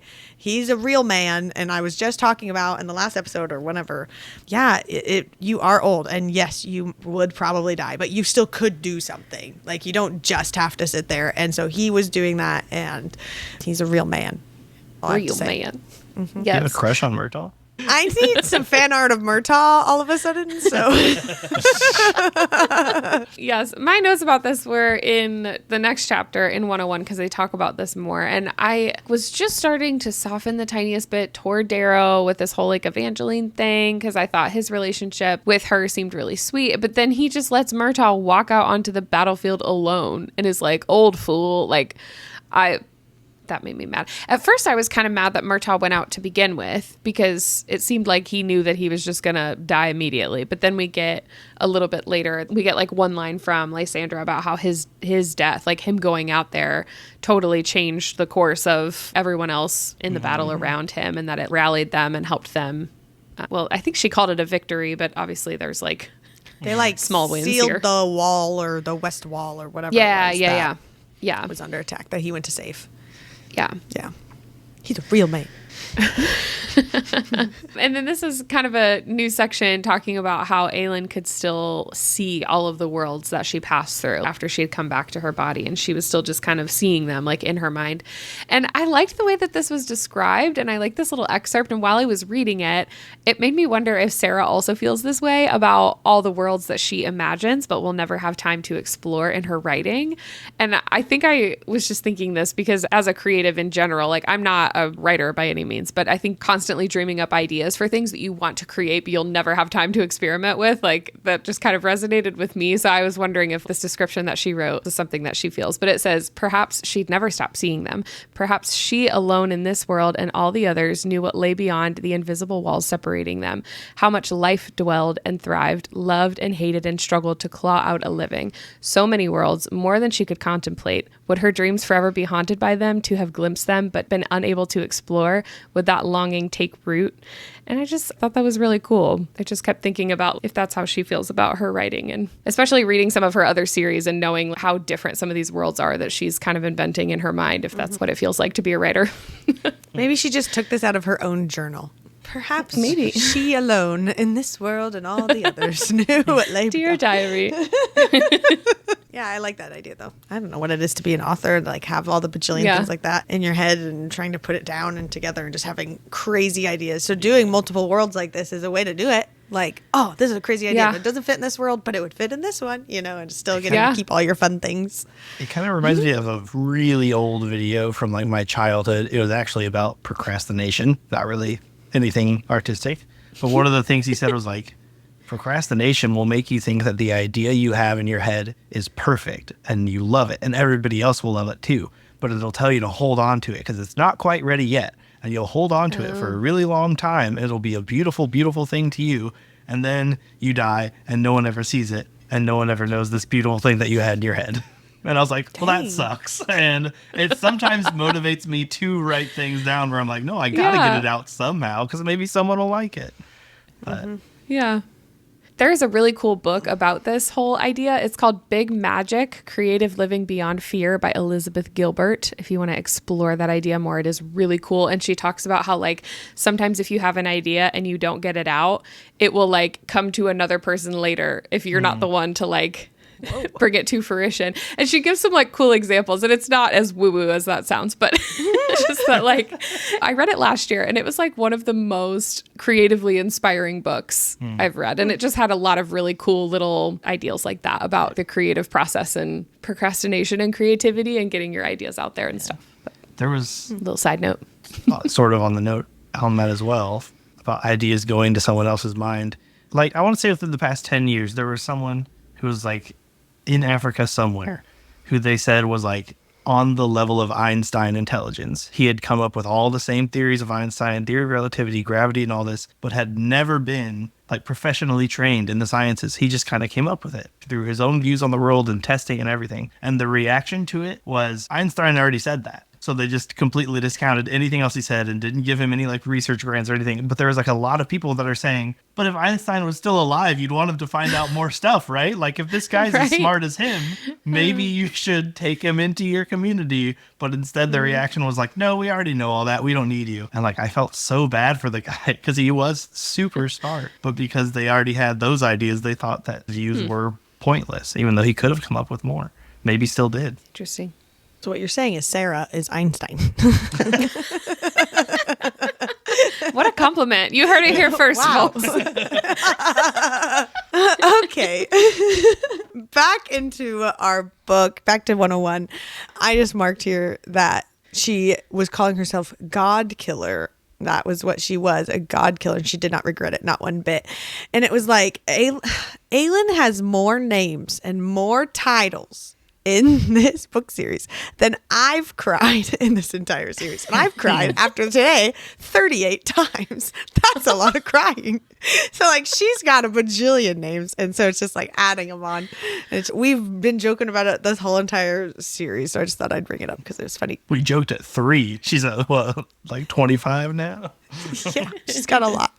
And then this is for Dorian's magic limits. Since I had mentioned that earlier with Aelin's, Dorian was saying that his magic had felt bottomless only yesterday and now had a very real, very solid stopping point. A mighty gift, yes, but he did not think he'd ever again be capable of shattering glass castles or enemy strongholds. So first of all, that super sucks because him doing those things was freaking epic.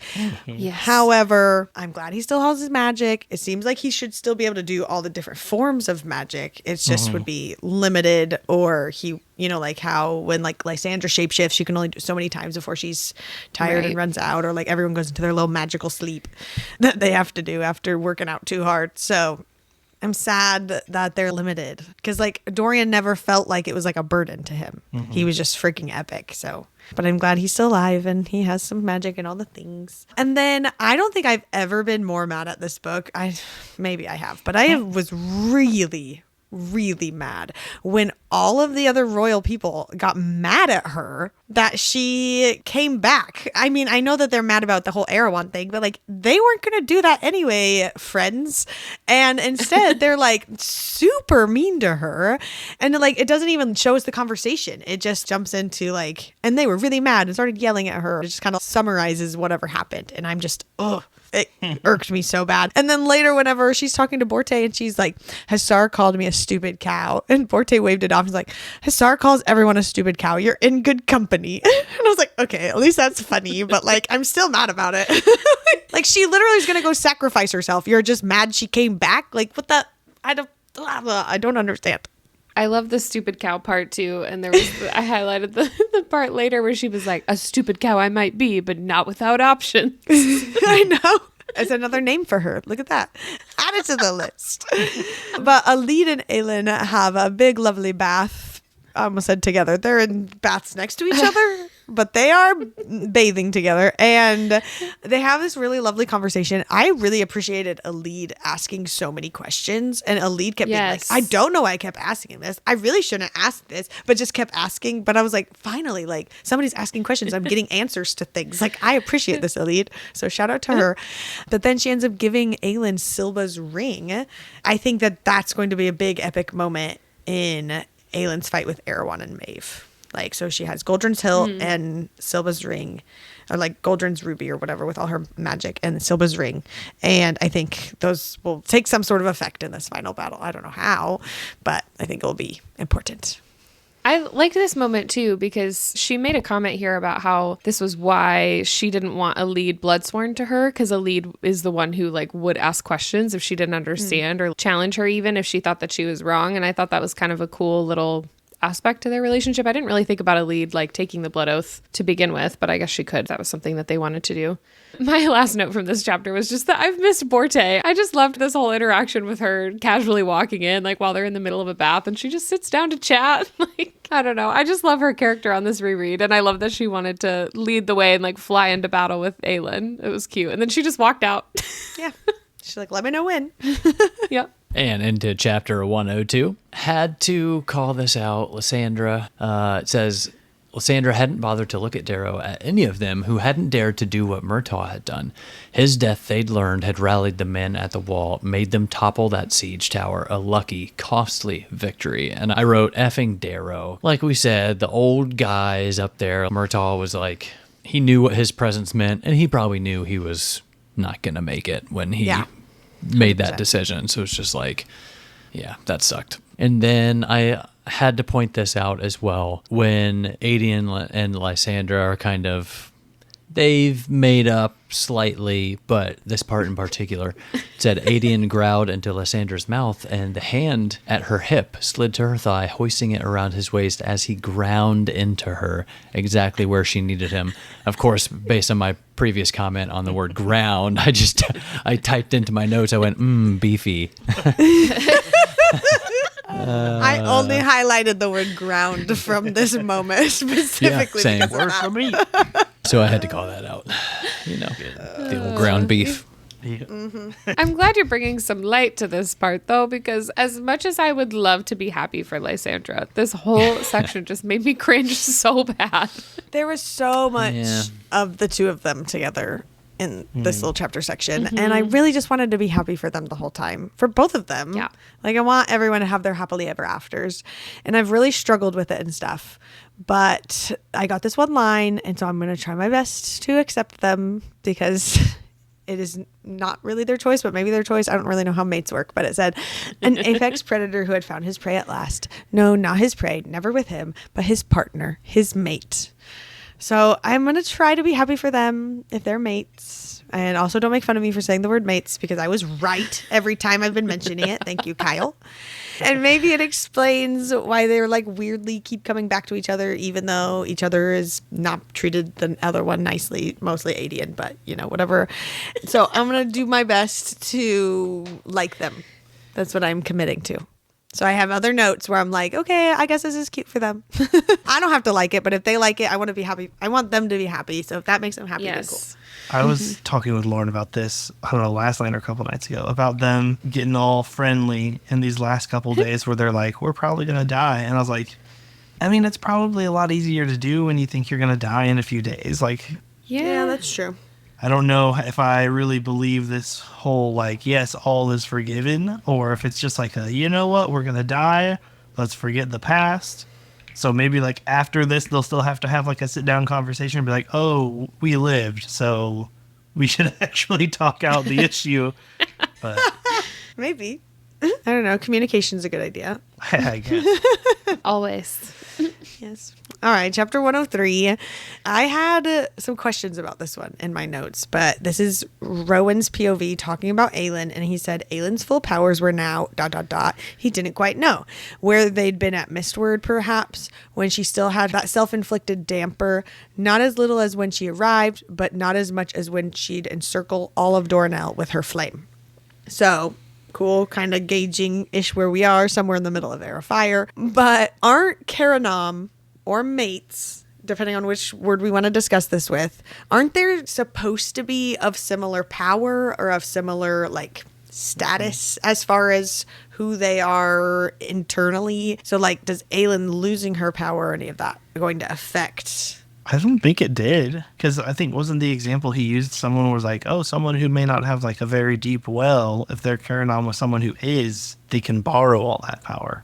So I don't think their level of power has to be the same or compatible. And I mean, even if it was, Aelin's was endless and Rowan's is not.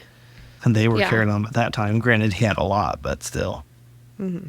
They use a lot of language when they talk about mates of like being an equal, but I don't think that's in the literal sense necessarily. But that is interesting. I forgot that she could do that because even she and Dorian seem to be Karanom and could share power that way too. But they both had like epic amounts of power, so I felt like that made sense. They're on level of with each other. I think it makes sense for Dorian to be carrying on with anyone because his power is so versatile and raw. I mean, the universal donor. Yeah, like we've joked about it before about him being able to do that. All right, and then all of a sudden the little folk show up and the Lord of the North, which I was so excited about. But then what the heck is the Dryad tree spirit thing? I was like, what is literally happening right now? This little Dryad spirit is talking to them and said, "A better world, even for us." I was like, aw. The trees. Save the trees. That carried the hobbits. No, I don't think it was that. Do we hear about the Dryad or anything like that previous to this? Or is this the first time? This is the first mention specifically. The only other thing I can think of was back in chapter 31. Of this book? Yeah, of Kingdom of Ash that I had highlighted at the time, but it's when Gavriel is talking to Elide in Oakwald because she's noticing some like destruction or something. And he says, from the ancient wars between the forest spirits... Some are still waged by them, wholly unaware and unconcerned with the affairs of any realm but this. And then Rowan had never seen the race of ethereal beings far more ancient and secretive than even the little folk, but that he had heard some stuff before that like might have been them. But I don't know that that is the Dryad or if that's just something random. Dryad's I'm not sure. Also like a thing. I mean, like it's a Greek myth. Like it's not something that was invented for this book. It's just like a mythical being in a lot of different cultures. Dryad actually, I think, originates from or not originates, but it means oak or something. It's like a tree spirit. That makes sense. Sure. But I think it also would make sense that we haven't really heard about it because nobody really communicates with the little folk. Mm-hmm. So if this was something that was like the voice of the little folk or, the creatures who have protected the forest, like that's not really something anyone would have communicated with for a super long time. Like it was really crazy that Aelin was speaking with them or like getting their little gifts and stuff. Yeah. But shout out to them for showing up and like helping them get there in time. So big win. So to cool. Them. And then this is the part you mentioned earlier where she was like, a stupid cow I might be, but not without options. But I just love that she's like including Rowan on her little schemes or whatever she said. And, I wouldn't want you to feel left out. And then they just like keep mentioning these vague plans. And like Rowan is separated from her right now on the battlefield is where we've left him because he has like that shard in his arm or whatever and he can't fly. And the whole time is like, I have to get to her before the plan. And it's like, but what is the plan? And I don't know what it is. And it's probably not even as big of a deal, but like pausing here for several days between when I read this to when we record this. And so now I'm just like, what is this plan? It's probably just going to be like to high five right before she heads out to battle Erewhon. But like, I don't get to know what that is yet. So I'm excited for that one. Sorry. It's okay. Chapter 104. Evangeline just gives like the most epic speech of all times. Freaking Love Evangeline. Her. She just has been just this cute little side character and whatever. And this was just like such an epic moment for her. She gives this whole speech about how epic Terrasen is. And I just like the part at the end where it says, so I would choose to fight until the very end for my home, new as it is. I choose to fight. And I was like, yes, you do, Evangeline. You're the best. You go, girl. My note for this chapter is sort of similar to what I said about Aelin and Lysandra earlier. Darrow is handing the Sword of Orinth back to Aelin, says Terrasen is your home. He goes through the whole like recognizing Lysandra and all that and her land. And honestly, the whole scene, it's again just really easy to do when you think this is going to be meaningless within the week. Like handing him the sword and being like, oh, yeah, you got command again. And, I recognize you as a lady and your lands are formally recognized. I'm like, great. You think the kingdom's about to die. Like, that means nothing in my head. It's a sweet gesture, but a meaningless one if you think everything's going to end. Yeah, I kind of had the same thought. Like, I was getting kind of emotional while they were doing all these speeches. And, like, I do think it was impactful for him to see them in battle. Like, he was acknowledging everything that Aelin and Lysandra both have done to protect Terrasen. So, like, I do think the timing of it kind of makes sense in that regard. If he just was so concerned with, like, protecting Terrasen and then sees how much they really care about it. But, yeah, then I'm like, I just wish this would have happened sooner and not when he literally thinks they're going to die in 5 minutes because it made it feel a little bit less meaningful. But I really loved, like, this whole exchange. And I still think for someone as prideful as he seemed to be, this still required a lot of humility from him, even if he did think that like they weren't going to survive much longer, especially because there were other people around. Like he was kind of publicly recognizing them and stuff. But yeah, I the whole time I was like, man, like this is so emotional, but also I kind of wish this would have happened sooner. Well, have to see if they survive. If he's like, ooh, I already said it. I get what you guys are saying, but I do appreciate for Aedion from his perspective, where he does think he's going to die. He's like dying in all the ways that the other people that he served under did, and like getting to have the Sword of Orinth, I feel like is a big moment for him to like have. Oh yeah. In that final moment with all the things, have his title, to not go down as like a disgrace and whatever else, a traitor or whatever else he was called, that Darrow called him and stuff, like, but to have that's true in front of everyone, like, and that's how he'll be remembered if people survive, you know. So that was a good moment for him, at least, even though I do agree, like, Darrow should have done that a lot earlier. So there's that. But I did appreciate, like, I thought it was cute how Evangeline gives her whole little speech and he immediately goes downstairs to do this and says, someone very wise recently told me, I was like, yeah, very recently, that Terrasen is not merely a place but an ideal, a home for all those who wander, for those who need somewhere to welcome them with open arms. I appreciated his little character development here, since he's finally kind of getting on board. So hopefully if he survives and him and Aelin have a conversation and stuff, that he'll be like completely turned around and stuff like that. But he recognizes Lysandra as the lady of, how do we pronounce it again? Caraver. Caraver, thank you. And it's lands and all the things that's exciting for her. But then he like turns around and offers Evangeline to be his heir of his title and stuff. And so I'm really confused at how that works because so like Kyle and I were discussing it and I thought that she was like purely Darrow's heir now. And Kyle was like, no, she's like both of them or something like that. But like if she is only with Darrow, Lysandra can't have kids. So are they just going to have to find some other random person to be their friend and give it to or something? I don't really know how that works. Lysandra can't have kids? No, they took all that stuff out, right? Whenever she was a courtesan. I forgot about that. Isn't that a thing? Or they like stopped her from being able to have kids? That was part of her like final training. Still true though, because she said she can take whatever form and mess with the internals and externals of whatever. That's a good point. That was the whole thing I was mad about in another series too. So I don't know. No, that's a good point, Kyle. I don't know. I just thought maybe she couldn't because of that.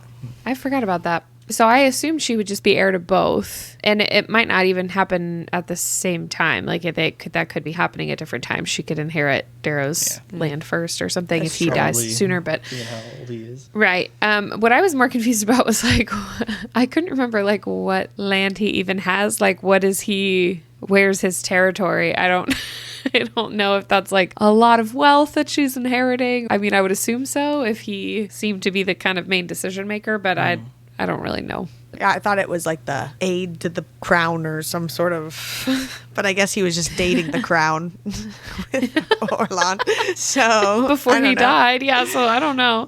That's a good point. Yeah, I would assume like he's Lord Darrow, like he has some kind of land or title. Well, and they acted like that was a big deal, like to get his title. So yeah. So I'm assuming it's a lot, which is I'm excited for her. I just don't know exactly what that is. But I think my assumption was that she would be heir to both. And then she could name another heir or something if she wanted. But well, good for her. Yeah. Good job, Evangeline. Mm-hmm.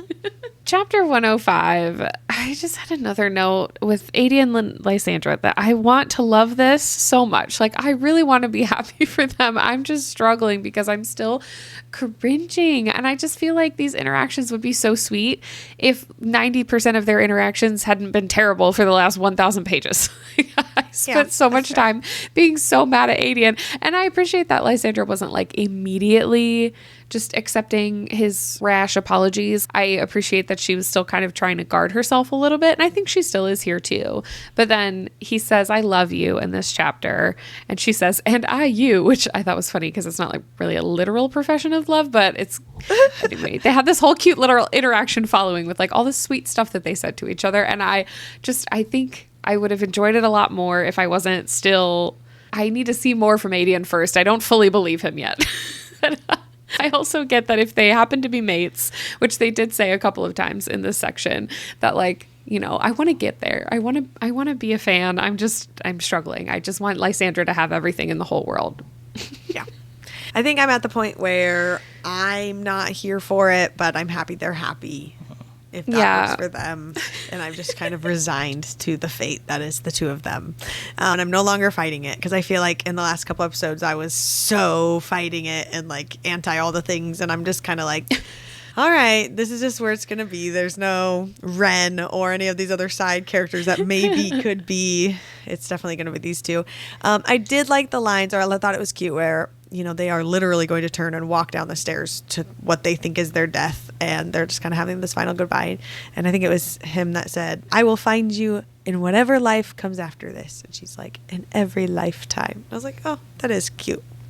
Love that for them. Maybe he won't be such a jerk in every lifetime, but she'll get to find out, I guess. So maybe it's just the stress of this one, and later he'll be fine. It's been a stressful year. So mentioned it before. This will be the last time I mention it. He's not the only one who needs to apologize to make this relationship okay. Yeah, he called her a bitch. Yeah, he put her out in the snow. She planned to cuck him with another man and fake kids with that man. That was like the whole thing. She planned behind his back to ruin his reputation, where he could not. Like, what she did was so much worse than anything he did. He called her a name. He kicked her out of a tent. She planned ahead of time and behind his back to basically ruin the life that he had been picturing for them. But she did try to apologize for multiple months while they traveled, and he refused to acknowledge her or listen to her or any of those things. I don't think she never tried to apologize. Yes, she did. No. There was no point in the book where she was like, oh, she apologized. She said it was wrong for her to do that. She tried to talk to him, but that was it. There was never I don't think any intention of her being like, oh, I should go make this right. Well, at that point, there wasn't really any making it right whenever she was Aelin to a certain extent. That's also and some true. of that. She had already gone with it, and so she was stuck in those actions. Either way, this is the worst couple in the book, is my vote. So. Oh, 100%. I will agree with you there on that one. Yeah. I stopped caring about their relationship way long ago. I don't know. You seem to care a lot just then when you... I care that it ends because it should. They're not good for each other. Mates or not. I mean, Lauren, you've said that like in other books they'll say like, oh, you can be mates with someone and they're an awful person. I feel like this is one of those situations that they're both not good for each other. Fated though they might be, they suck together. Separately, they might be decent. Lysandra a little bit better than Adian probably, but Sure. still. More even-tempered, maybe. Yeah. We were doing a Q&A the other day, and someone asked what our dream pairings would be if we could like send any two characters on a blind date, and that they were saying like of all the Sarah J Maas books, and I said Lysandra and then Azriel from ACOTAR, but since we hadn't finished I don't know about that. since we hadn't finished this part yet, we didn't officially know. I couldn't even remember if they were officially mates or whatever they were. Yeah. But What about like Lysandra and Therion? no. Anyway, that's a discussion for another time. But Jess from the Last Book of Jess on Instagram, I love her. We were talking about that, and she was like, I know this isn't my question to answer, but I'm going to answer it anyway. And my answer is Lysandra and Fenris. And I also love that. And I think that would have been cute. Yeah, I could see that. I'm here for that one. I like that. Anyway, but yeah, apparently they're mates. So Yeah. moving Well, on. what my you only get, I real guess. note that I had from this chapter was just sort of another complaint about someone showing up just in the nick of time when I was like, oh, it's at its worst in Orinth, but then before them all, riding on the Lord of the North was Aelin, and I just wrote, what? Reinforcements just in time? I never would have guessed. Would it be a fantasy series though without that? It would not be a fantasy series without that. It could have been a fantasy series without it 10 or 20 times. I still thought it was epic. At this point, there's so much going on. Like all of the plot lines have to intersect they at have some to point. converge somehow. And I Yeah. do know that this is honestly where a lot of, in any form of media, books, movies, whatever, I have a lot of complaints with a lot of how things end because sometimes it feels a little rushed. And I sort of feel like I'm getting rushed through these last 200 pages where it's like, we gotta fit it all in. And it does sort of feel like, the timeline's all goofy. Okay, so the little folk find a way that turns a week-long journey into 2 days. And I was like, okay, sure, I'll suspend my disbelief for that. Suspend my disbelief. But I agree with not maybe that it feels rushed. Like, not right now. I don't feel rushed. But I have in my thoughts and theory section, so I'm spoiling it, sorry, that I am worried about how it's all supposed to happen in the next 100 pages or whatever we have left. Like, how are we supposed to defeat Erewhon and Maeve and everybody and get my happily ever after chapters for literally everyone? That's a lot to cram in 100 pages. So, well, all they have to do is just write, and they lived happily ever after. no. I want details. It does make me worry because it makes me think like, oh, maybe there just is going to be some quick and easy way to get rid of them. And then I'm going to be like, well, that was almost the same thing as the lock. Like, so much lead up for like a possibly disappointing ending. But Yeah. Guess we'll find out. I guess we will. For the last time to say that for this book series. That's crazy. I can't believe it. Okay, let's keep going. 105. I thought the part where Aelin came in on the Lord of the North and she was writing it was freaking epic. And then it said, before them all, sword raised in the sky as the horn blew one last time, the ruby in the blade's pommel smoldering like the sun. Before them all, writing on the Lord of the North was Aelin. I highlighted it mostly because of the ruby part, but then later we like switch POVs and we find out like she specifically was trying to like light it up to be like, it's me, I'm here. I thought it was epic. It was the most Aelin way ever to arrive anywhere. And I'm here for it. I was not upset. That takes us into 106. They're setting up this battle scene, and there's so much, like we've talked about before, where it's just like jargon, war fights, whatever. Oh, someone's kissing. Like, that's kind of how I read the things. But I did like this moment when they were talking about the battle, where it was like, you know, they have this entire army of the Coggin and whatever on this side, and then there's like Dorian and Chaol on this side with all the like men from the mountains, like all those people. And then in the middle was literally and Aelin and Rowan with Fenris, Lorcan, and Gavriel. They would take center. And it was like, this entire army, and these 5 people. I was like, all right. I mean, I guess they're that strong and epic that they are basically their own little army right there. It just made me laugh. Like, nobody else is there except for them. This is your poster, Lauren. It really is. That's the moment. But this part I really thought was cool, I guess, like symmetry back to earlier in the book where the army like was going in against Morith, and it said they were leaving Morath wide and open for the Golden Army as it slammed into them with the force of a tidal wave. And I just loved this reference and like the use of the words the force of the tidal wave, since the army that is there was supposed to be destroyed by a tidal wave, and Aelin like literally saved them, and now they're the tidal wave coming after Morath. And I just thought that was that's cool. a really cool wording there from that one. I love that. And then 107, we get this, like, it starts here in 107, but we kind of get it for the rest of 107 and some of 108, where it just kind of jumps to all of our loving characters, and each person is, like, fighting and just kind of going through this. I'm here because I went through this and that, and here's my little review, and that's why I'm fighting. And I'm just like, oh, Dorian, I love that you're there. And like, oh my God, Rowan, that's adorable. You've gone through so much. Like, oh, like, it's like the end of the book. And it's just given all the vibes, even though they're fighting. But while we're in Aelin's POV and she's fighting, and it's like right before Lysandra shows up, and they have this like cute little moment with like them hugging and stuff, Aelin like looks up to yell something at Borte, and it said she looked up just in time to see 6 iron teeth wyverns and riders slam into the rooks, sending Borte, Falcon, and how do you say his name? Yaren Yaren.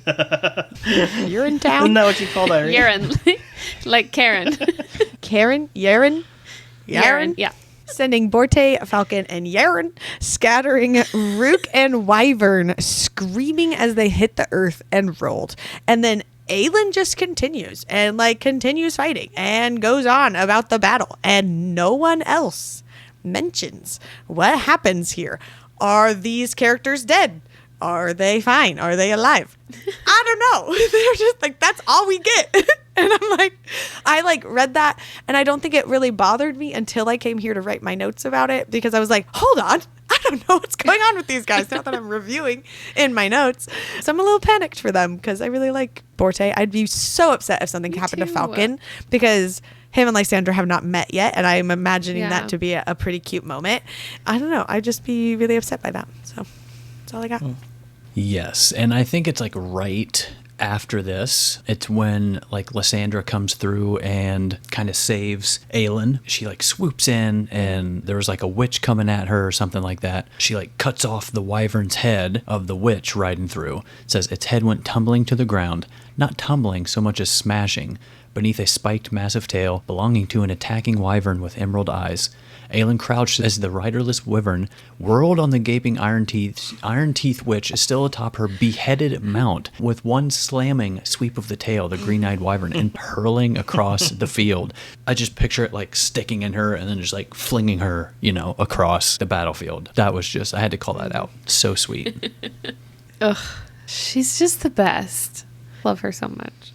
This will probably take my top moment even over her like saving who was it, Rowan, and was it Aelin or who else it was under the sewers when she came in and we first like see her in her ghost leopard form.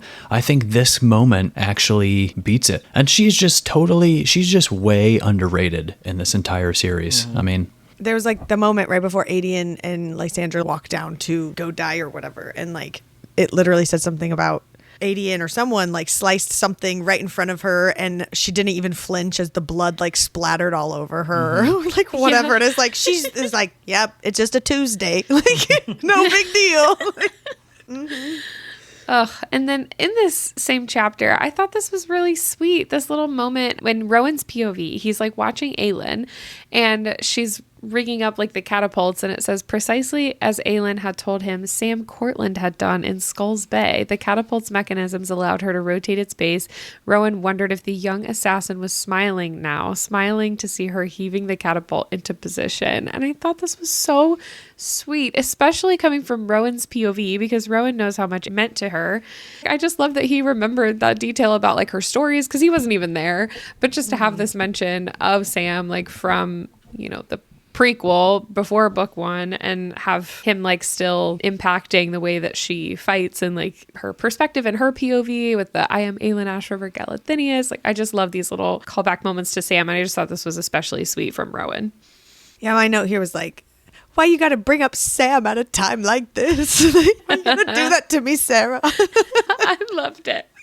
But this whole Aelin, Lysandra, and then Ansel coming in, and the three of them just being like the total most BA women and going up the towers and doing the things, and it was just freaking amazing. Just the three of them together having that moment, and then they just like, oh, there she is, like, let's go join the group, and just, I don't know. It was a really cool scene, really cool thing to read. But then right at the very end, the rest of the army shows up, and Erewhon and Maeve and all of them, and it said that the battle had been a trap to lure them here, and then like the rest of the army showed up to defeat all the forces. So that's stressful, and it's kind of where we are. So it's like, right as everything seems great, and then just kidding, no it's not. It's like, so much back and forth.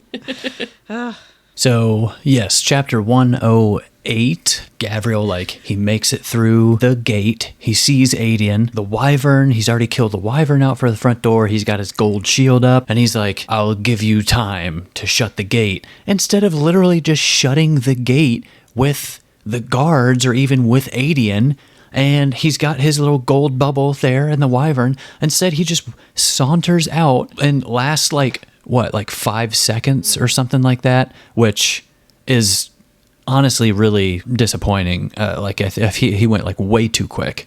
But then Adian makes his way up to the battlements, and he sees Gavriel like literally already dead by the time he gets up there. His tattooed throat ripped out, his sword still gripped in his hand. Gavriel, his father. And it's like, no point. He literally could have just shut the door with Adian. Not a big deal, and then he died in like 5 seconds with all the power. I just, I especially because he like took out that wyvern to cover the door and made his way across the battlefield by himself. But like, and he's been a warrior for hundreds of years. Yeah, all I kept thinking during this was just, dang it, Kyle, because he said it and called it, and then it was happening, and it was just the whole time. I don't know. I appreciate Sarah taking the blame. Dang it, Sarah. That's what I meant to say, Kyle. So sorry. I do wish this would have had more of an emotional impact. Their whole kind of side story with like this father-son thing going on. I do wish there was a little bit more development there. Obviously, we have a million other characters to keep track of. And overall, I love the character development in this series. Like, there's so many from start to finish that just become completely different people, and you get to go on the journey with them. And I love that. And I just wish that we would have gotten just a smidge more of that with Gavriel and Adian, because I feel like there could have been something really cool there. And I wanted to be more impacted by this death, but it did just feel kind of pointless. And then I don't know. I was more emotional about Rowan coming by and picking up Gavriel and carrying him in. That was more of an impact to me than this moment with like him and Adian, because Adian never really gave him a chance to get to know him at all or anything. But Rowan had fought alongside him for so long, and that friendship was, I think, a lot more emotionally impactful in this moment. And I love that Rowan was the one who like picked him up and carried him in the gates and kind of honored his death more that way. Yeah, you basically just summed up all my notes for this whole entire section. Oops. For me, Gavriel and Adian's interaction was so similar to what just happened with the 13 at the beginning of the section, where he's just like, you can do it. Go live, do your life. Like, I got this, and then just like died right away, like immediately. And so it just didn't hit the same, I think, as if it was like all by itself in the like in its own little way. But it was for me when Rowan showed up, and this is my last cry for this chapter section. Was whenever it was like called him his closest friend and just said, I hope you find peace, my brother, and in the afterworld, I hope you find her again. And I was like, oh, Gideon's mom. And it's just cute. And I don't know. But I was also underwhelmed by the fact that like Rowan brings him in to like a very stunned Aelin and they put them down and then they immediately turn to go have another battle. And it was just like, all right, there he is and move on. And I was like, all right, sure. I mean, you are in the middle of a battle. Your mate is in the middle of about to go fight Erewhon. I get it. But like, I don't know. It just felt very We abrupt. had a whole funeral service for Murtaugh. Yeah. Well, and a lot of senses too, like I could see how the witches were a little bit more impactful because you did get a little bit more from them at least. Or like I said, I don't know if it was last episode or a couple ago, but like Gavriel has been there. That's about it. He got like one scene with his son, maybe two, where they didn't get along. And then like just recently where he was like, gosh, I hope we can get along soon. And I was like, well, he's going to die because this is like the only background we've gotten from you. And his character just wasn't, like you said, as developed as others. So seeing him die, I was just like, okay, well, whatever. Yeah. I wish we could have gotten a little bit more, but I will say we did get the whole like funeral thing for Murtaugh, but he was also from Terrasid and Gavriel is not. So none of these people really would have known him at all. But yeah. Well, and then literally Rowan brings him in. They have their little moment and a messenger like shows up and starts telling Rowan it's 20,000 at minimum soldiers showing up and that their flanks are filled with Volk and the 6th Karen Quee, which is like the worst. And like Rowan does not verbally respond to this person. And I made sure to reread it before because when I was writing these notes, instead it's like he has this inner dialogue about the Karen Quee that are probably the princesses and like all this stuff. And then he stabs himself in the shoulder. Rowan dug his knife in the deeper, seeking the iron shard that wedged within so he could like go fly off to Aelin. And so it's like this guy's like, there's 20,000 soldiers, Vogue and Karen Quee, and Rowan just goes stab, scratched, rip this out of my shoulder, flies away, like no response. At first, the guy thinks, "Did you just try to kill yourself? There's an army here. I give up." it's really funny. So funny. Anyway, chapter 109, the last chapter. This was just like an epic moment for Aelin as she is like the only person I think that's not running towards the walls to try to get inside Orinth. And she's just like going up to meet Erewhon and Maeve. And everyone finally sees her and it says like, and there it was in the deepening blues of the descending night amid the snow beginning to fall. Aelin Galathinius had appeared before the sealed southern gate, had appeared before Erewhon and Maeve. Her unbound hair billowed in the wind like a golden banner. A last ray of light with the dying of the day. Silence fell, even the screaming stopped as all turned toward the gate. But Aelin did not balk, did not run from the Vogue Queen and King, who halted as if in delight at the lone figure who dared to face them. And I was like, oh my gosh, this is setting it up to be so cool. And then flames are like all over the sword. I'm telling you, all that magic is in there and it's just gonna come out and do something cool. And she's just gonna like, I don't know. And then the literal last line from this chapter in 109 just says, the queen had come home at last. The queen had come to hold the gate. That's so cool. I cannot wait. I cannot believe we're going to finish the book. I don't know what to do with myself. I'm not prepared. All right, and that takes us into thoughts and theories for the last reading section of the whole freaking series. Kyle, you're up. Nothing for me this time. So underwhelming. So, during this reading, Lauren has told me she has been upset at me for even saying some, as this has affected her reading. That's so valid. I'm refraining so she can have the end of the book undistracted by theories, aside from those like we've already made about Irene and all them and stuff. So, Vow of you silence love me. this time. You really love me. No, there's just been like little moments that maybe the impact hasn't been so much. Like even Gabriel. It's like, no, Kyle said Gabriel's going to die and here it is, oh, yeah. So I appreciate that. I really do.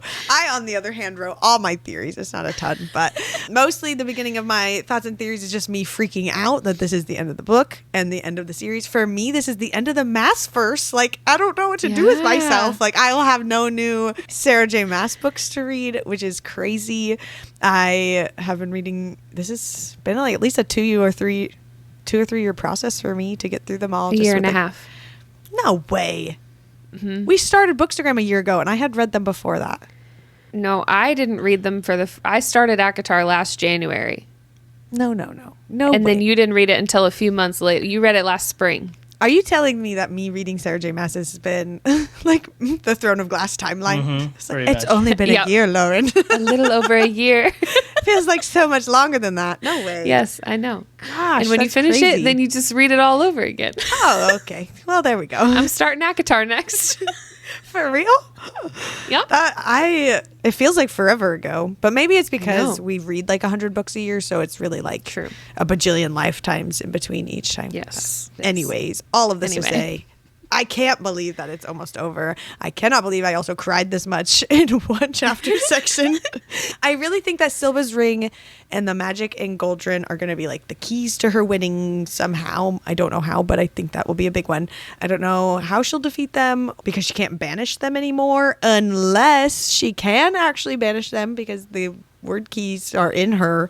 So maybe she can open the gates or do something like she's able to like freeze them enough and Irene can come out and take the Volg out of them or whatever she does.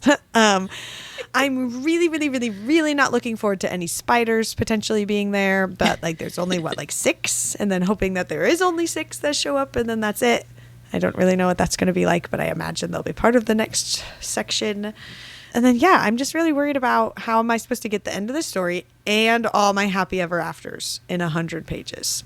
So I'm going to need an extended epilogue or I'm going to need to read a lot of fan fiction. What needs to happen. Or write a So send your links. Yes, seriously. Especially in Discord, we have our whole little section. So just send me all the things. Oh, yeah, we do. Yeah. So, but cry counter, I cried 10 whole times. So I am... Stay hydrated out there. I've been drinking water this episode.